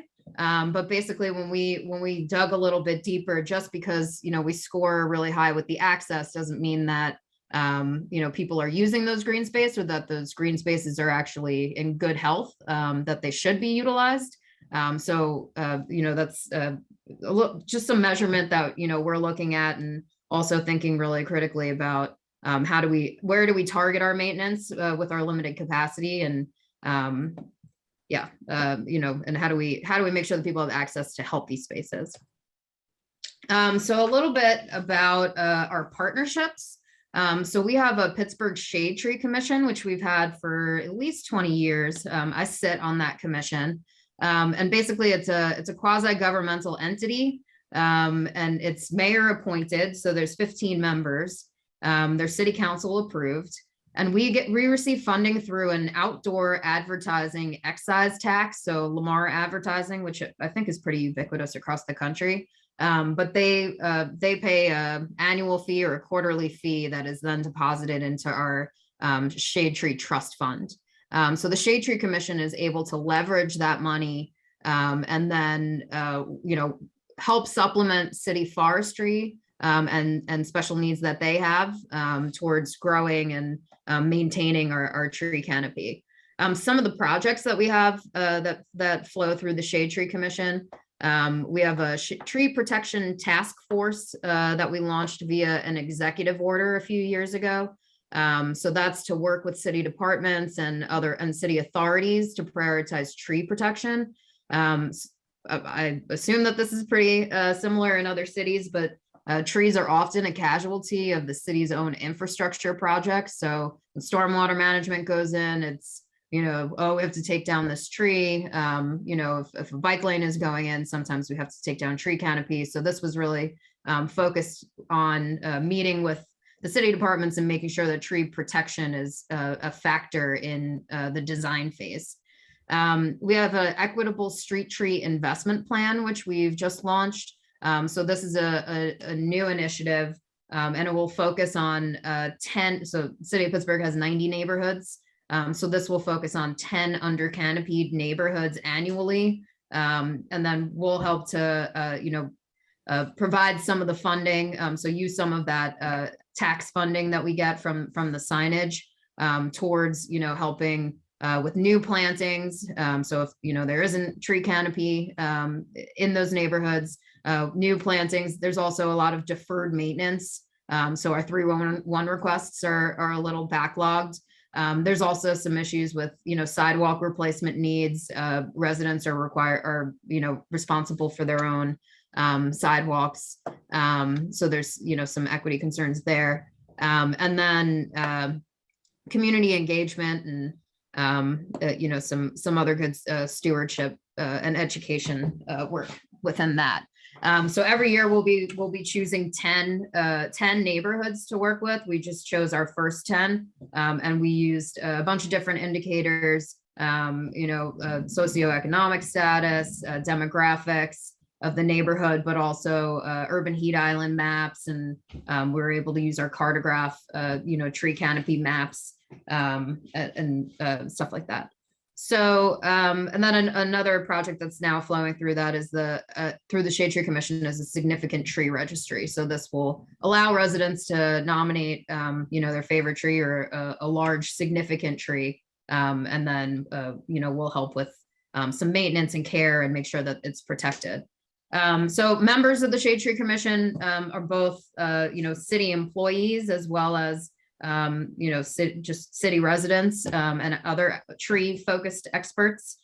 So we have a host of different departments that participate. It's really led by the Forestry division, but we also have our electric utility, our redevelopment authority, our stormwater, our water and sewer authority, and then also some universities, Tree Pittsburgh, which is a really close nonprofit partner that was developed out of the Shade Tree Commission. And most of the residents most of the members are city residents. So a little bit about our local partnerships. Tree Pittsburgh, which I've mentioned a couple of times, is a 501c3 that was born out of the Shade Tree Commission about 25 years ago. So they've helped to care for and grow the city's tree canopy. Some of the projects that they do, just as an example, the way that we're able to leverage their work and their team. They conduct an urban tree canopy study every 5 years. They also have a tree tender certification course. So that's for resident stewardship. So residents can, through the Tree Vitalize program, which I'll mention in a minute, they're able to request street trees and be a street tree captain. But then we really ask them to help steward and water and help to maintain that tree canopy. So the tree tender certification course is really pivotal in that. There's also Tree Pittsburgh. The Shade Tree Commission funds an annual tree pruning crew to help with annual prunings. They also do a lot of new plantings on public property, also some on private property. And then they work really closely with my Department of City Planning on what are called relief neighborhood plans. So that looks at, ways to increase and grow and maintain the tree canopy by neighborhood. Tree Vitalize is it's an application type of program that's run by the Western Pennsylvania Conservancy. So they're focused on community tree plantings. They've planted more than 34,000 trees since 2008. Every application gets at least 10 trees for their street through this program. In order to apply for it, you have to have one person on your street at least that is a tree tender certified captain. And then, this working really closely with the city, Tree Vitalize comes out and hosts a tree planting volunteer event. So that's been super successful. And then we also had a study done that looked at new financing mechanisms for wood reuse and carbon credits, accessing carbon credits. But they developed this really good Venn diagram of all of the other partners that play in this space. So I've left them here. So there's a host of organizations that focus on tree planting and preservation, tree care and removal. Some of these are private companies. And then also wood processing and reuse. So I'm happy to share these slides and so you can get a closer look at what some of those organizations are.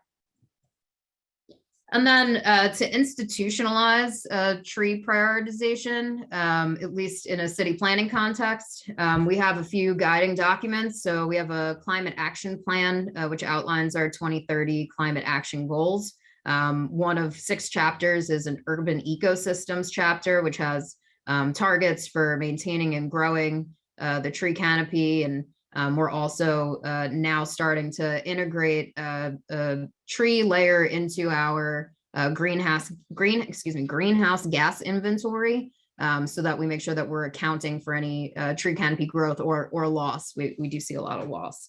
We have a 1PGH resilience strategy, which had a chapter on natural infrastructure, which included tree canopy as a tool for climate resilience. From that resilience strategy, we then developed what's called an investment prospectus. So that's 37 of the most important resilience building projects citywide that we want to implement by 2030 that are also costed out. So one of those projects is a 100,000 trees goal by 2030, which I think I heard that Boise has. So maybe we need to have some kind of a competition. A Greenways partnership program, which we're just starting to implement, and then also a parks investment. So those projects are costed out and on a 10-year timescale. And then also our Department of City Planning has a neighborhood plan guide. So we do neighborhood planning. I mentioned we have 90 neighborhoods. It's a lot of neighborhoods, but we do neighborhood by neighborhood planning. And recently developed a guide so that they're all somewhat uniform, but can have their own flavor. But every neighborhood plan is required to incorporate a tree canopy section. So we work really closely with City Forestry and the community, and then also Tree Pittsburgh and their relief program to make sure that tree canopy is front and center in a lot of that neighborhood planning. And then we're also working on a climate adaptation plan that looks at the changing climate and its impacts on our tree canopy and what we might need to do to adapt. And then in terms of funding and some technical resources, in 2020, we passed a 0.5 mil parks tax that goes towards maintaining our parks. So that funding will go towards the parks trees in particular, but it also has a trickle down effect of being able to update equipment and, other operational needs that could then trickle down to city forestry that would also be able to then be applied to our street tree canopy. We are just about to start implementing a stormwater fee from our water and sewer authority, which is a separate authority from the city, but like a sister organization. So that's a good opportunity area that's coming up. Tree Pittsburgh, I've mentioned a lot. We really, leverage their resources as often as we can.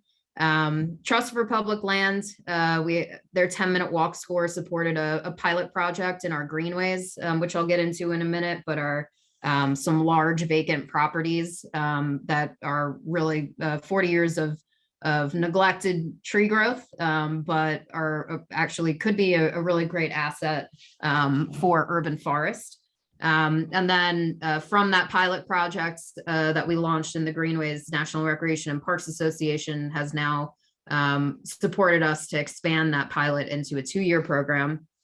We received some technical assistance from a company called Cambium Carbon, which looked at new revenue streams for urban wood reuse and carbon credits. Some of those statistics that they came up with are on the right of the screen there. But these are 2 areas that, we're looking to start to get a little bit smarter about and be able to extract some creative financing mechanisms out of. We were a part of the 100 Resilient Cities program. So those 1 PGH plans and some of the staffing capacity came out of that process and taught us to look, holistically at our natural and our built infrastructure. That Lamar advertising contract, which goes towards the Shade Tree Trust Fund. We also leverage vacant properties pretty well because we have so much of it. So one area that we were able to support was to Tree Pittsburgh. They have a new campus and a tree nursery on some vacant property that the city donated. We're also able to leverage some of our other vacant properties for greenways and forest growth and, corner parks.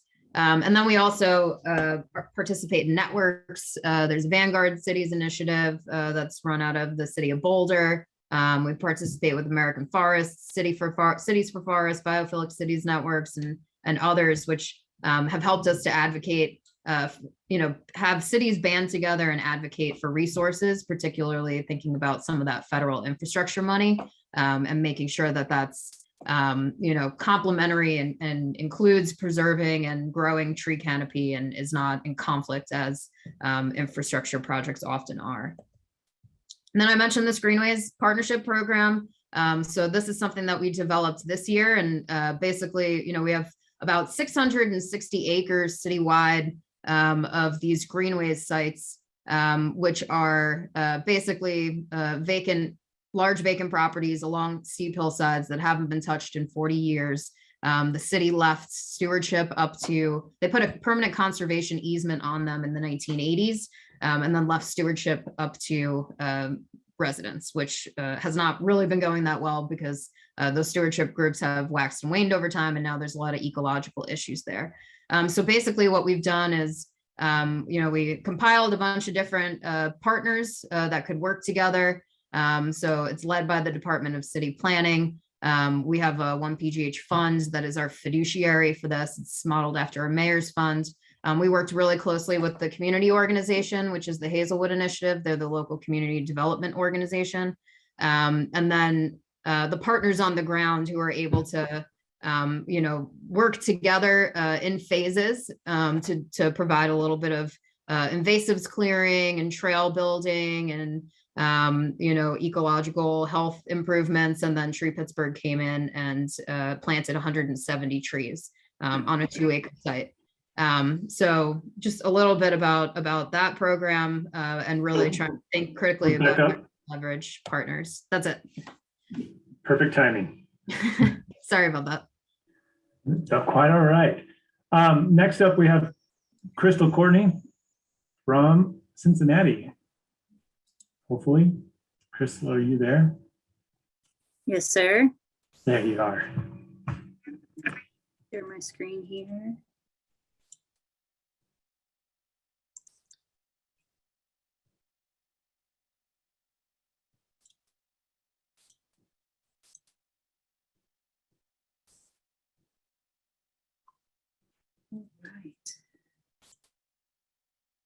Hello, my name is Crystal Courtney. I am the Division Manager of Natural Resources. Here, let me try to hide this.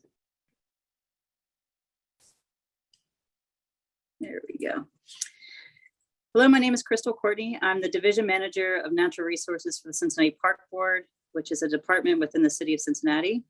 My division is responsible for public tree care throughout the city and park system, including our urban forestry program, who oversees the care of our street trees throughout the right-of-way. So today I'm going to give you an overview of the history that's led to our program's success and a brief overview of some of the success that sets us apart from maybe other programs around the nation. So Cincinnati is located on the banks of the Ohio River. Cincinnati has a rich history, playing a significant role in the country's westward expansion. Incorporated in the mid-1700s as a major meatpacking center, farmers would bring their livestock to the city to be slaughtered and processed and sold to Western settlers or shipped to various markets, landing the city its early nickname of Porkopolis. By the 1820s, the locals had begun calling Cincinnati the Queen City, or the Queen City of the West, as the city continued to grow exponentially, exploding as as a major center for arts and commerce, due to its status as the first major city built west of the Allegheny by settlers. By the 1890s, Cincinnati was the largest city in Ohio with the densest population of any city in the US. This history is important to note because, like many industrializing cities, nearly the entire canopy was wiped out to make progress, leaving behind an unsanitary, congested, and coal smoke-filled city in which the only green space was reserved for the elites that could reach it. So as noted, in 1890, the city was growing in dire need of a green space plan. In 1907, the renowned landscape architect George Kessler laid out the visionary network of parks and parkways to connect the city's green space and preserve overlooks and as public spaces, which were referred to as the Queen City's crown jewels. This history is important to note because once established, all of the parkways were lined with oak trees, yet it wasn't until the 80s that there was a dedicated department to care for them. So prior to the creation of the urban forestry program, trees were the responsibility of the public services department, who did not have the expertise to manage large removals and therefore would remove the entire canopy of branches and just leave large trunks. So in the late 70s and 80s, the city organized a task force of citizens termed the Urban Green Committee to formalize an urban forestry program due to the growing concerns of these thousands of hazardous spurs that they called tall stumps that were beginning to fail and left the city look blighted. So in response, the city created the first urban forestry assessment and urban forestry regulations that led to the start of the Cincinnati Urban Forestry Program in 1982. The origins of the program were housed in the Public Works Department of Transportation and Engineering. This allowed the forestry team to be at the table for all streetscape improvements and built a common understanding amongst the foresters and engineers that gave the program and its leaders credibility. This placement in engineering led the program to be formed in a manner much like the engineering department, and that expert foresters were hired to refine and enforce regulations and review and prioritize hazards that were ultimately managed by contractors. So from the inception, the program was focused on emergency management, a dedicated pruning cycle, and a planting program in which thousands of trees were systematically planted in designated neighborhoods through community organized planting programs, which then kicked off the small tree maintenance program focused on structural pruning, fertilization, and watering of trees under 8 inches. Within the first 10 years of its inception, it was quickly recognized that having the urban forestry program based in the engineering department was out of place in the grand scheme of city organizations. The forestry program was relatively siloed and stagnating in engineering, while the parks department had a robust tree crews and were managing forests within parks. Therefore, the program was moved to parks where it resides today. As the program entered its teenage years, the major hazards throughout the city were largely addressed, and the mass plantings of young trees from the early 90s were growing well. Therefore, the program budget shifted from funding mass plantings to a robust pruning cycle that still utilizes most of the budget today. Today, the city's 52 neighborhoods continue to be managed within 4 forestry districts by 4 dedicated foresters that oversee the hazard tree abatement, pruning cycle, tree planting, and community outreach within each of their 12 neighborhoods. The city forester is responsible for overseeing the entire program, and with the help of our dedicated GIS analyst, they collaboratively work to review and redirect the long-term canopy goals for the city. The program also has 2 ground technicians that are responsible for citywide young tree maintenance. Without much right-of-way left to plant, this team also oversees the administration of our fall relief program, which has been in play for about 40 years. They utilize grant funds to provide trees to private property owners across the city. So there are 2 key regulations that guide the urban forestry program.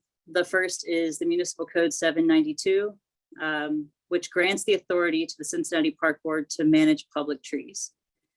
It also established protection and penalty for damage to public trees, and established the advisory board made up of residents and representatives of departments that directly oversee right-of-way, or that directly intersect with right-of-way trees.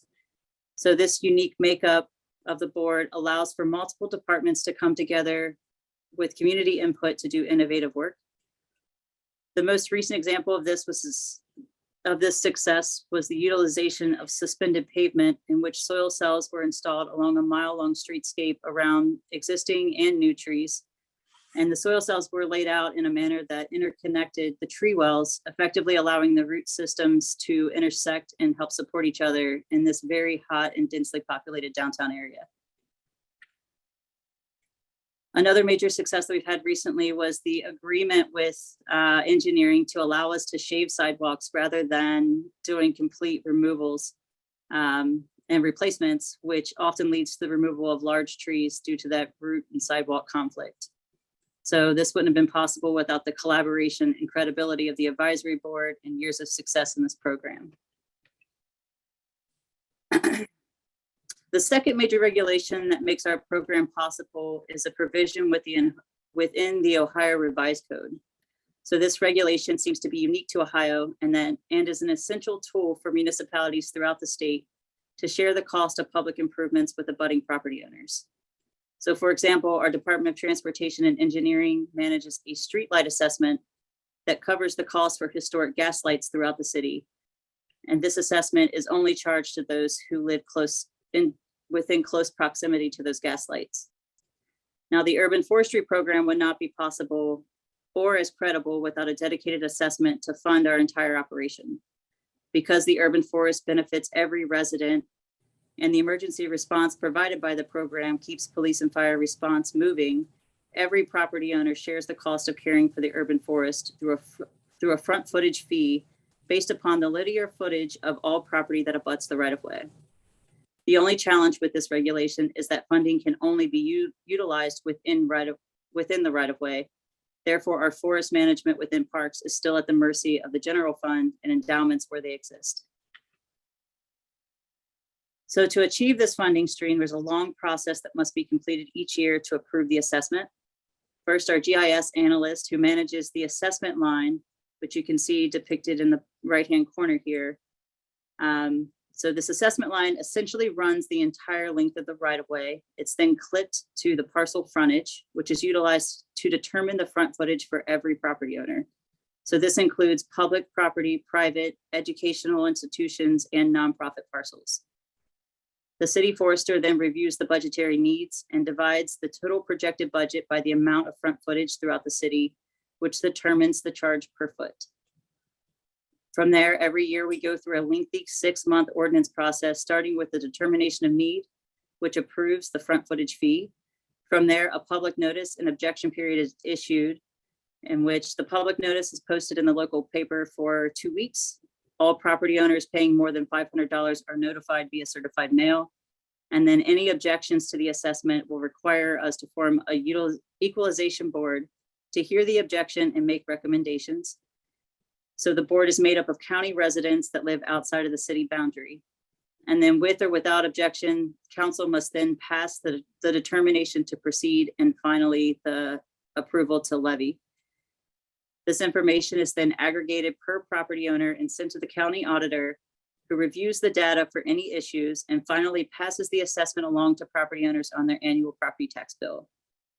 So currently the charge per front foot is 21 cents, which equates to a restricted budget of $2.3 million and covers the full cost of our operation, including funding our 6-year pruning cycle.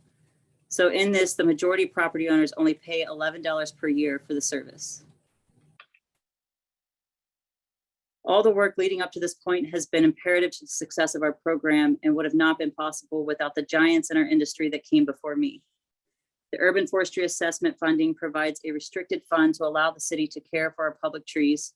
This takes the onus of tree care off of our property owners and allows the Urban Forestry Program to determine where trees are planted based on the need and what trees to plant based on the planting site and diversification within the surrounding area.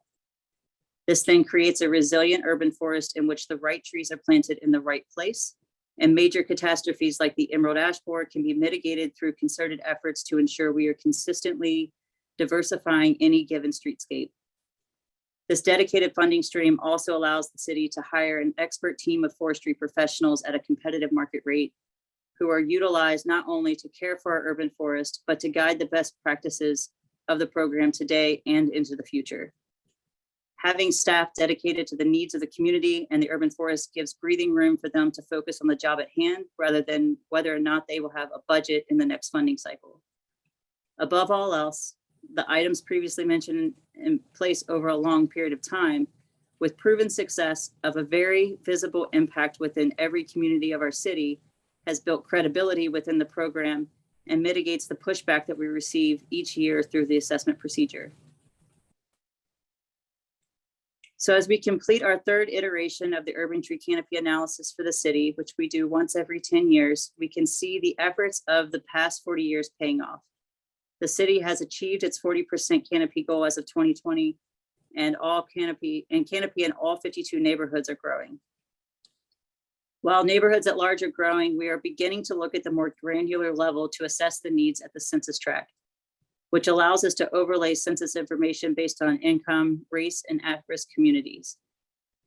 The 2020 UTC was analyzed in this fashion and is being utilized to inform prioritized planting plans moving forward, with the goal of building communities that are climate resilient, especially within our low-income communities of color and those that are experiencing the highest rates of asthma. We are achieving this through partnerships with key stakeholders in our community who have the same goals and objectives. For example, Groundwork Ohio River Valley, a subsidiary of the national nonprofit based out of the Park Service, are a key partner we are working with to continue to build upon our urban youth employment program, which is geared towards preparing the next generation for employment in the green industry, as well as being utilized to engage and work directly with our communities to build climate-safe neighborhood plans. Beyond this, we're working to close the gap on carbon sequestration of our urban forests by turning our wood waste into biochar. This material will then be utilized as a planting medium, effectively increasing the resiliency and survivability of new trees, while utilizing the Youth to Work program to plant and maintain these young trees where they're needed most. Lastly, we are building out a carbon crediting program that will supply much needed funding to plant trees outside of the right-of-way in parks and communities with the greatest need. So thank you for this opportunity to provide a very high-level overview of our program. My contact information is here if anyone wishes to review further. Thank you. Thanks, Crystal. Excuse me. Next up, and last but not least, we have Jenn Cairo from Portland.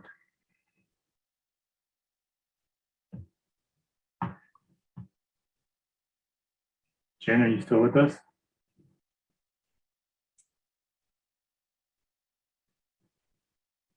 I am. All right. Me, hello. Can you see me? Wow. Hello? Yes. Okay, thank you. I am going to get this up.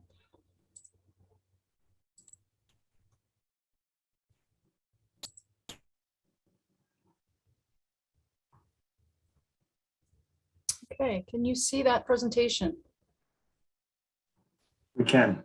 Excellent, thank you.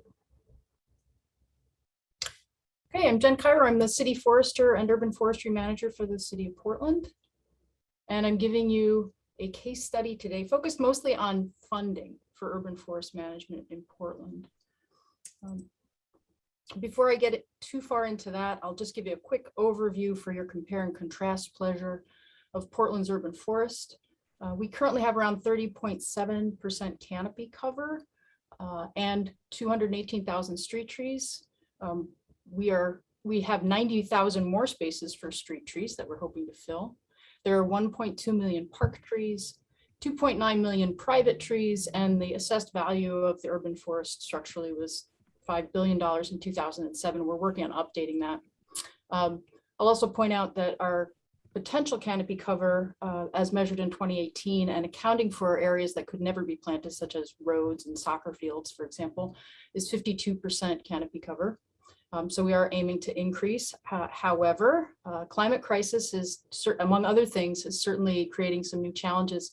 Some of you may have noticed last summer we had what they called a heat dome effect, and we had temperatures locally for a few days of 115 degrees Fahrenheit ambient.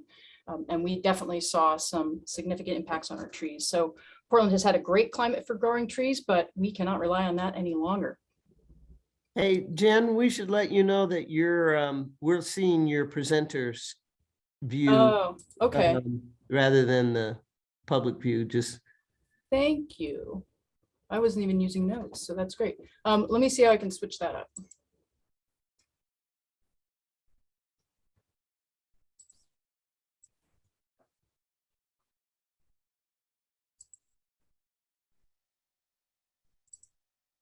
How's that? That looks great. Okay, great. I could just put the notes up and you could read them and on we go. Let's not do that. And in Portland, we know there are approximately 3 times as many trees on private property as there are in parks and other city-owned properties. So that's super important for us. And I'll send you the next slide.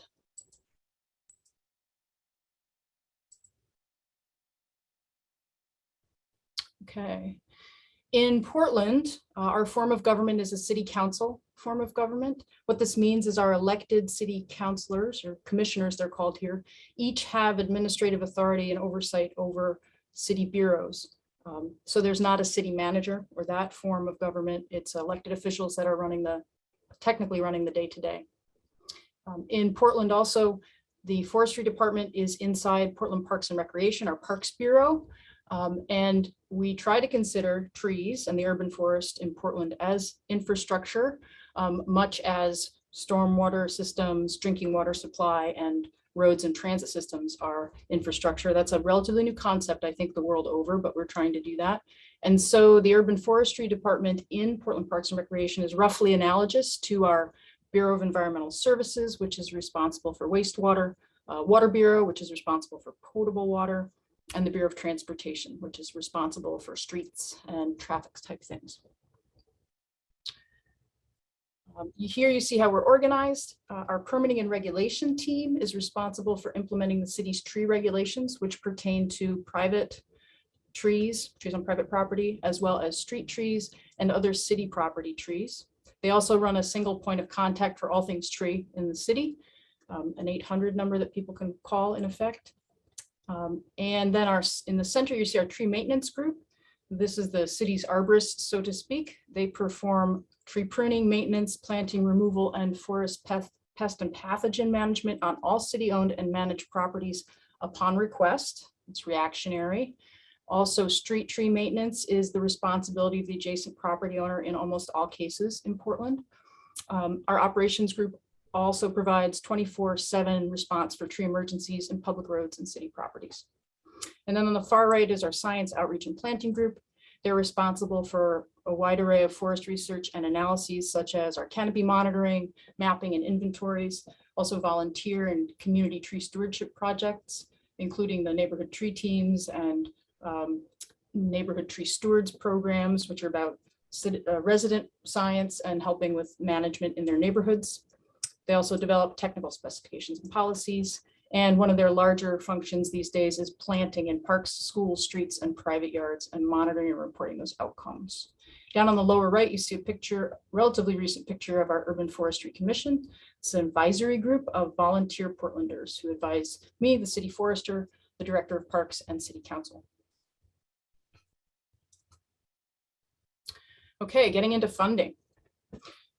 The story of improved funding in Portland. So we're fortunate that we have now just started to implement this past fall, the Parks Operations Levy, which was voted into effect in spring of 2021. And this is the story of how we got there. So for many years, there were painful cuts and visible service impacts, negative service impacts felt by the community, staff, and our city council regarding parks and recreation, including urban forestry. And then at one point in the past couple of years, we had strong initial leadership from a new bureau director, a new deputy director, and the commissioner in charge of parks at that time. They decided that there needed to be a change instead of this pattern of cuts and reductions, and started really fomenting the ideas around what might happen instead, and called it a project called Sustainable Future, trying to find out how we could find new dedicated funds for parks and recreation, including urban forest management.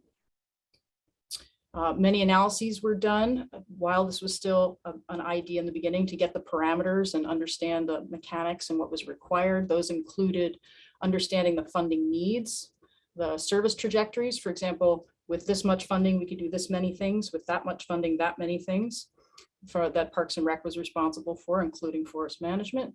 And there were consultant analyses about different revenue potentials, modeling those different potential funding options.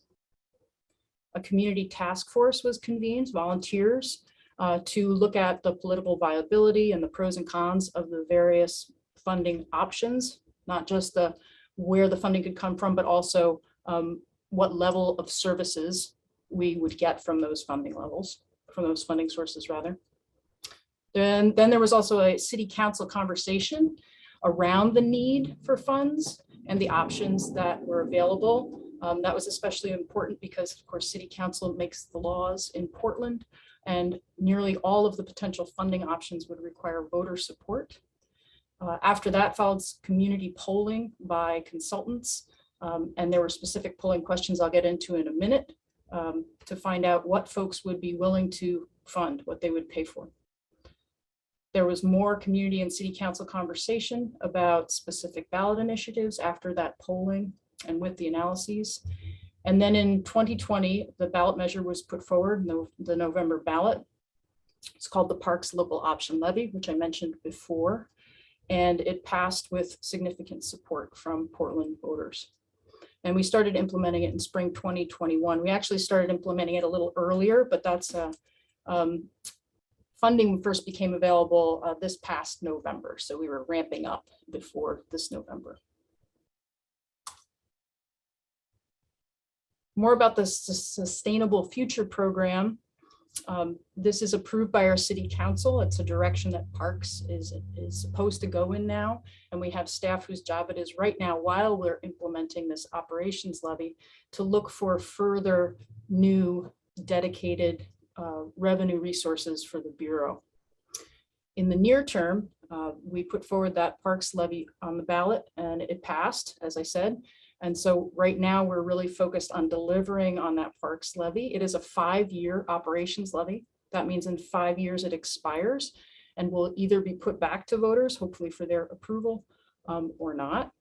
Sustainable Future is looking at beyond that, looking at ongoing, more than 5 years funding for parks and recreation systems, including urban forestry. So that local option levy, it's a really big deal for us. It's a significant new amount of money. It's around $42 million each year that people voted in Portland to have basically paid for out of their property taxes. And it's intended to go towards these 3 broad areas: recreation for all, protect and grow nature, and community partnerships. The urban forestry part comes in on the latter 2, protect and grow nature and community partnerships. So these were the areas that were put forward on the ballot. for voters to vote yay or nay on. And these are the ones that they supported. There was a list of 15 areas that were put on the ballot for folks to, in various ways, not all written out exactly this way, but those 15 areas, some of them are specific to other parts of parks and recreation. These few here are the ones that are specific to trees and urban forestry's role.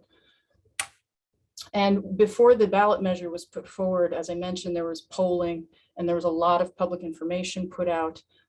And these types of commitments were included in that information.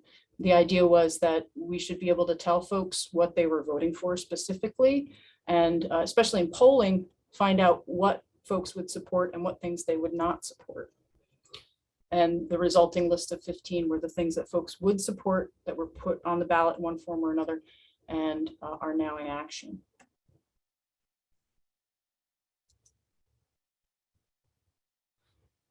So these parks operations levy funds that we now have, we are using in a blended funding model. And what that means is those new funds are not attached to very specific areas other than that broad list of 15 things. They're not attached to certain programs or certain staff positions or certain other resources that they're being expended on. Rather, they're being included in the overall parks budget, and Parks uses those funds along with whatever other funds Parks has, for example, general fund, to deliver the services that were put forward in advance of the ballot measure and that folks in effect voted to have in November of 2021.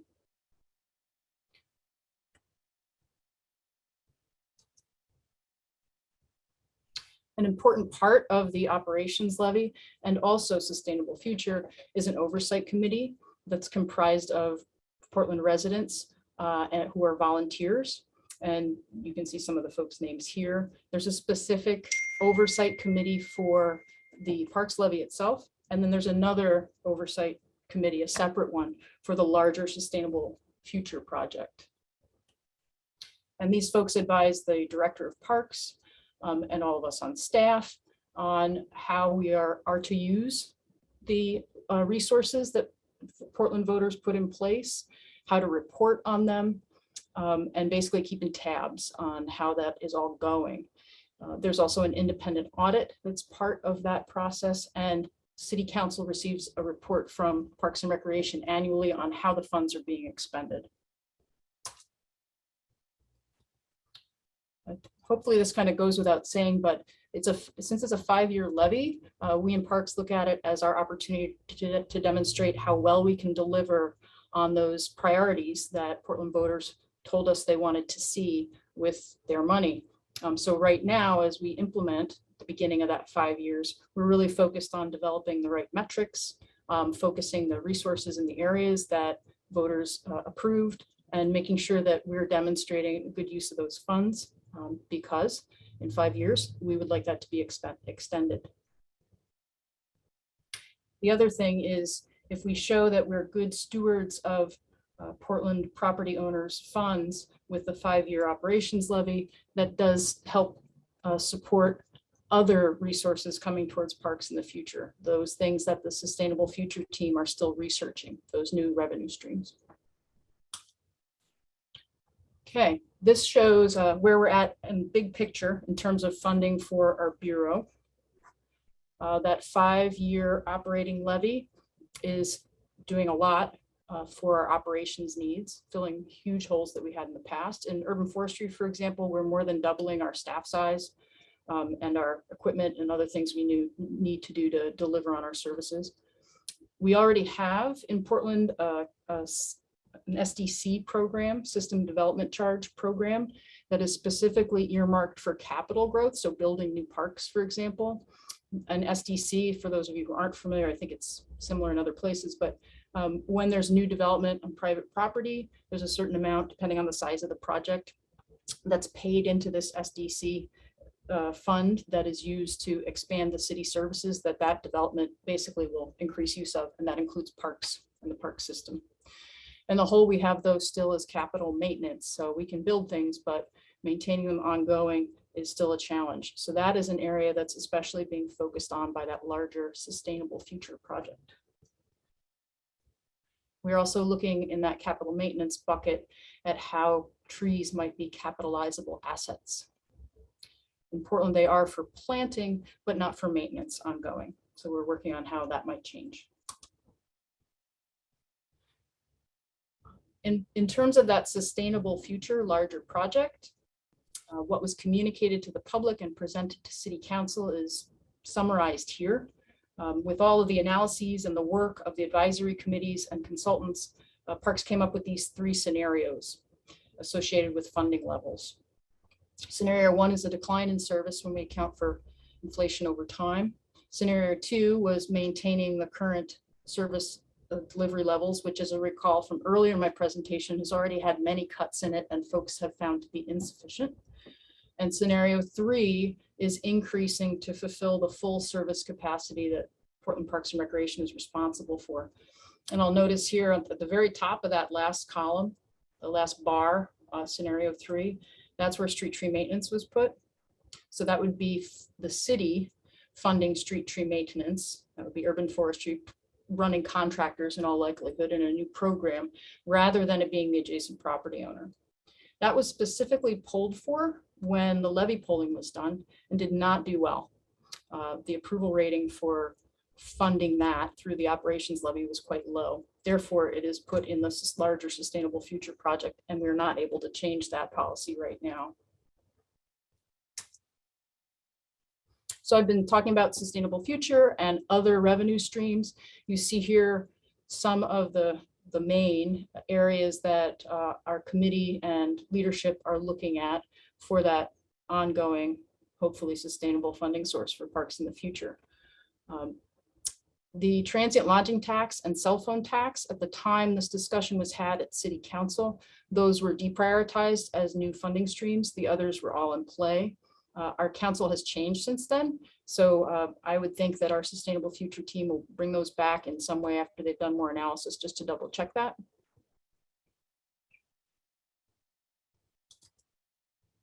And that is what I have for you. Here you have some contact information for the folks who are working on the operations levy itself, and also on the sustainable future project, the larger project.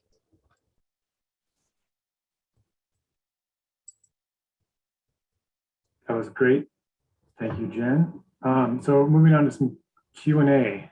We've had a few pop up in the chat.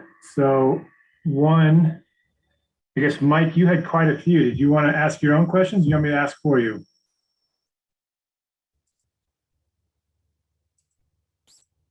Okay. Maybe you can get it into buckets, Paul. Go ahead. Hey, Paul, sorry, I was looking at comments. I had to scroll back.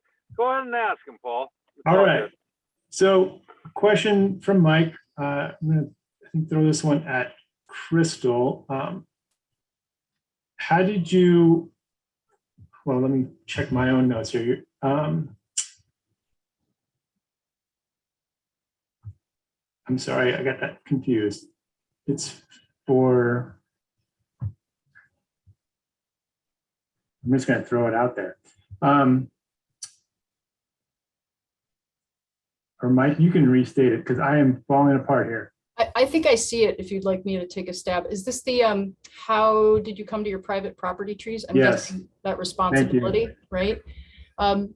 Yes, so in 2015, a new set of tree regulations were passed that were much more comprehensive than those prior. It's called Title 11 Trees, the city's tree code. Forestry is the primary implementer of those tree regulations. And they included a lot more regulations on private property trees.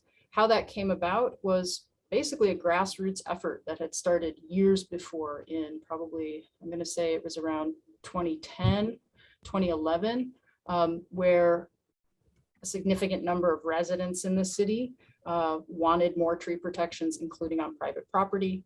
And they were able to get enough interest going in the policymaking arms of the city for, and that's our Bureau of Planning and Sustainability, BPS, that they put together a new set of tree regulations, consolidated the old ones, improved them, and added a lot of regulation on private property. And it was quite an interesting, I will say, struggle to get that to come to fruition and be implemented. There are trade-offs, especially in private property, in what's protected and what's not in terms of trees.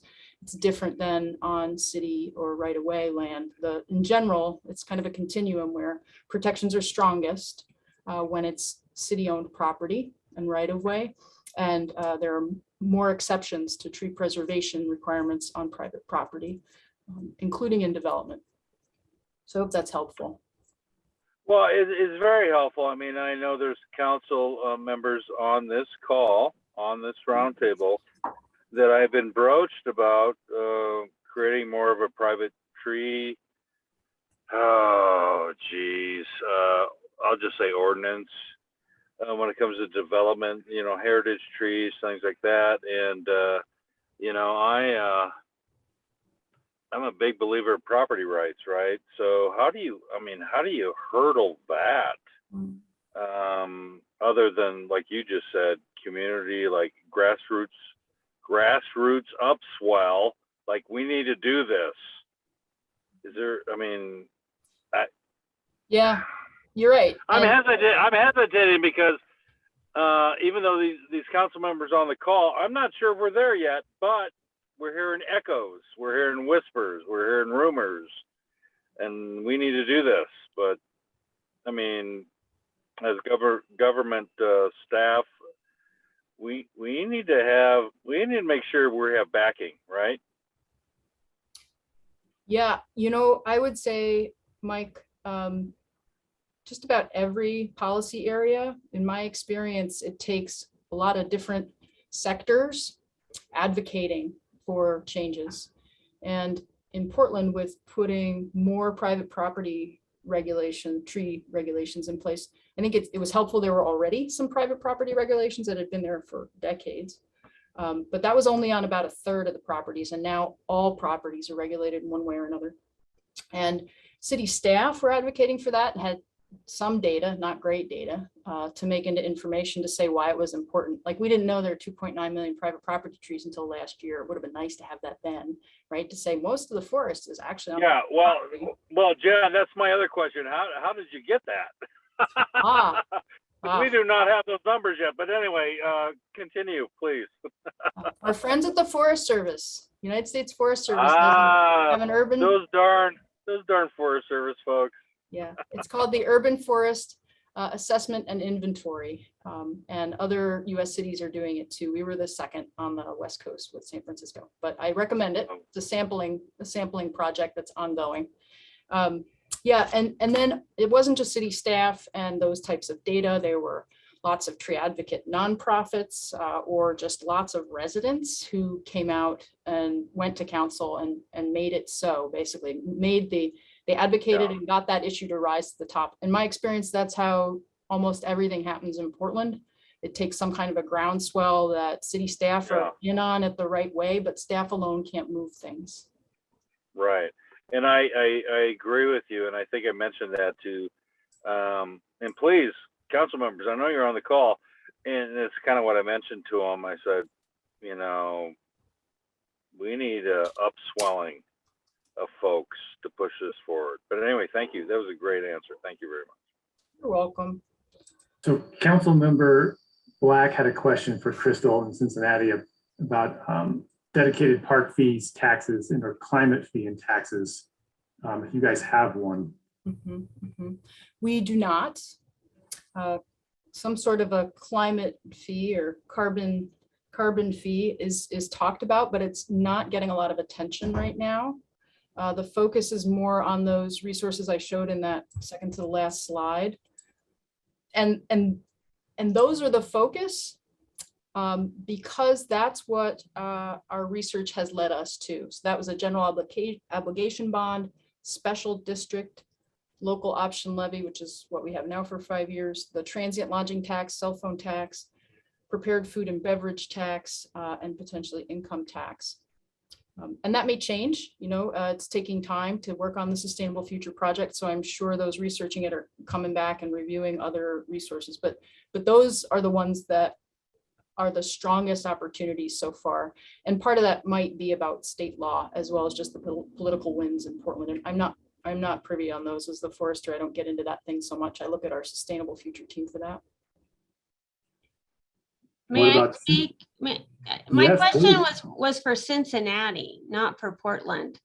Cincinnati has a fee that was described as, I think a per foot fee for the frontage of your property for street trees. Yeah, so you have that fee, but I was just wondering if you also have other fees for a dedicated funding source for parks or a climate tax or something. I'm just asking because we do have a dedicated source, a funding source for parks that Councilman Clark worked on and discussed earlier, as well as a sustainability fee. And so I'm just thinking about the appetite of the public.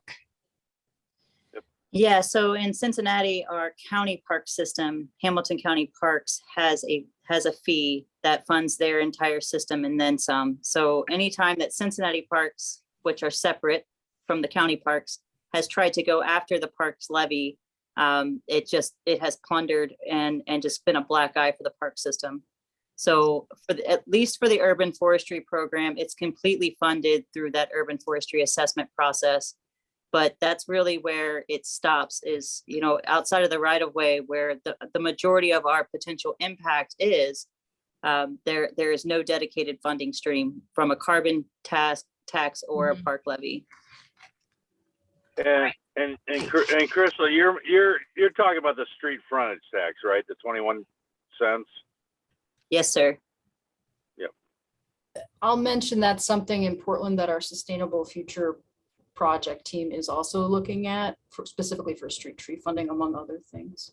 I forgot to mention too, and I was showing that the 3 scenarios, one of which the last one, the most expensive one, included street tree maintenance. Because I think of all of the advocacy that's happened around parks in general, especially during COVID, when parks became the place for a lot of people to get out of lockdown in their homes and kids to get out in the air and recreate and that sort of thing. A lot of positive vibes in Portland around parks and trees. And so that 3rd scenario, the one that's most expensive and the only one that includes city funded street tree maintenance, is the one that City Council chose. They actually literally said, go big or go home, go look for funding sources, but make sure it's for everything, which was super encouraging. And we have, as I said, had city commissioners change since then, but they're still saying the same thing. So there's one way that COVID may have had a positive outcome. Can I say that? Dare I say that? No, I shouldn't say it that way.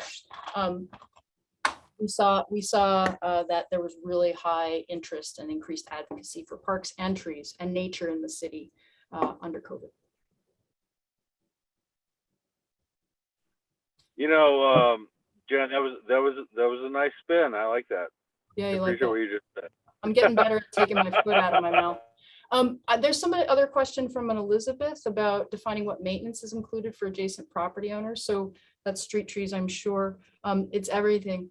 It's soup to nuts. They're responsible for planting a tree every 25 feet, give or take. There's some qualifiers around that.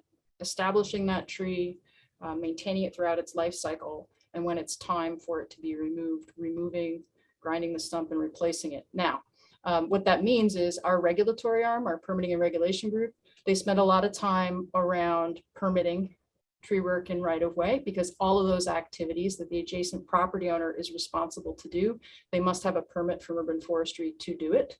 And also compliance. So those who aren't doing those things, ostensibly, we can come to them and cite them for violations that are more expensive than the permits. So that they have to do something about it, and even put liens on their property if they don't pay for those. That's been a weakness for us. We haven't had enough staff to do a lot of compliance, and the Parks Operations Levy has provided us resources to really start building that program. And we'll be looking carefully at the trade-offs between people being tree advocates and enforcing regulations.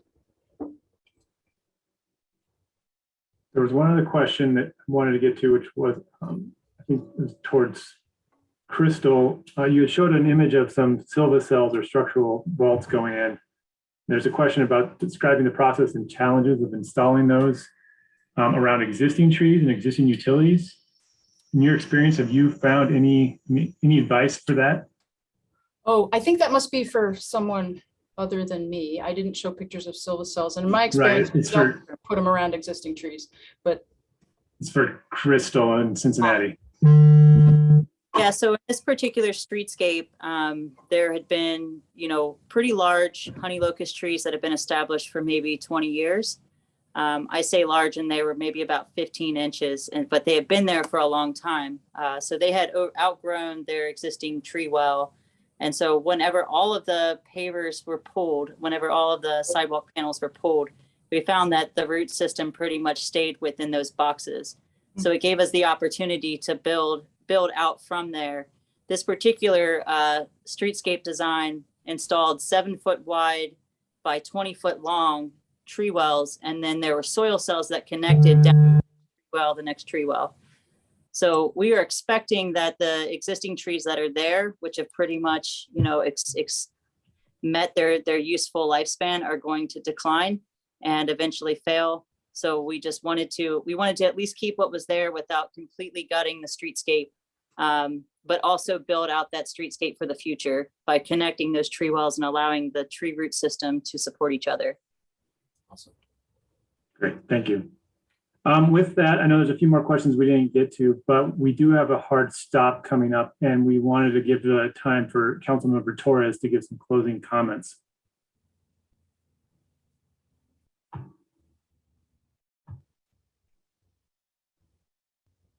Councilmember Torres, are you still with us? I'm here, Paul. Thank you. Thank you, everyone. This has been really fascinating to hear, and I think really valuable for us to not just get, I think, some of the innovative ideas that we heard in the morning, but also some of the practical application and how cities have been applying this across the country. So thank you to everybody who's joined, who's shared what your cities are doing. One of the things that really stuck with me earlier this morning was the discussion of green gentrification and the impact that whatever we do has on a neighborhood, and particularly a neighborhood that might be economically vulnerable, that might have housing insecurity, but who also wants trees and green infrastructure and parks. And these should not be isolated from one another. They should not be things that a community has to decide between. Do we open ourselves up for gentrification, or do we get greener, and do we allow kind of our community to have parks? And so one of the things that I come away with is that efforts like these really have to be tied into all of the support streams that support residents and neighborhoods. I think we're undergoing an area plan for West Denver right now, and looking at some of the maps that we got early on demonstrated the tree canopy, so that we can start talking about what kinds of things we want for our neighborhoods in the future. And where Denver's average, at least then, was the tree canopy was about 13% coverage, and most of my neighborhoods are around that. But I've got a few that are as low as 4% in an entire neighborhood that has tree canopy.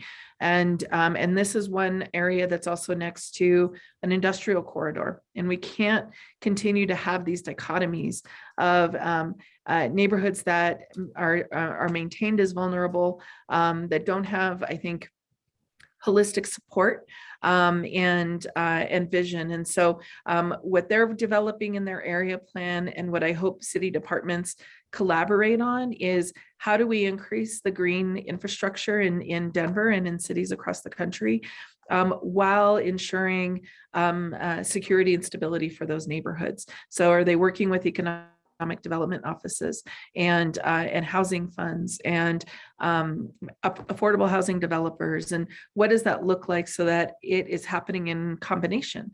And that really gets me excited about the kinds of things that we can bring to neighborhoods that make them recognize and appreciate that this is for you, this is for everyone here, because we appreciate the beautification of all of these all of the neighborhoods that we have in Denver, and they should all be gorgeous and safe and enjoyable. And so I thank you all for being committed to that work and for really kind of identifying for us some really visionary things that we can look at here from Denver. So thank you, everybody. And I'll just stop there. Paul, thank you so much. Thank you.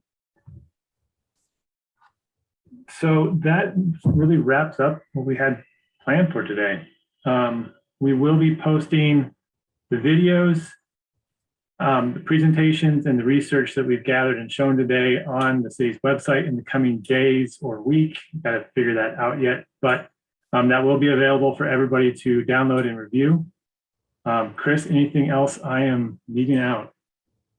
I don't think so. I think, thanks to the 70-some people who joined this call today. Really important conversations. We hope this is just the beginning of a continued community conversation around the importance of equity and resilience in our urban forests. So thanks again to all, and please find a way to remain engaged. Thanks, everyone. This was fantastic.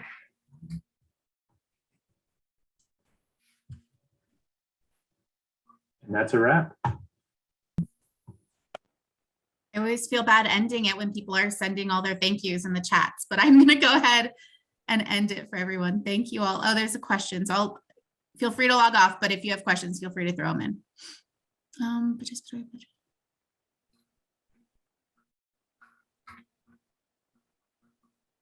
Laura, are you saving the chat?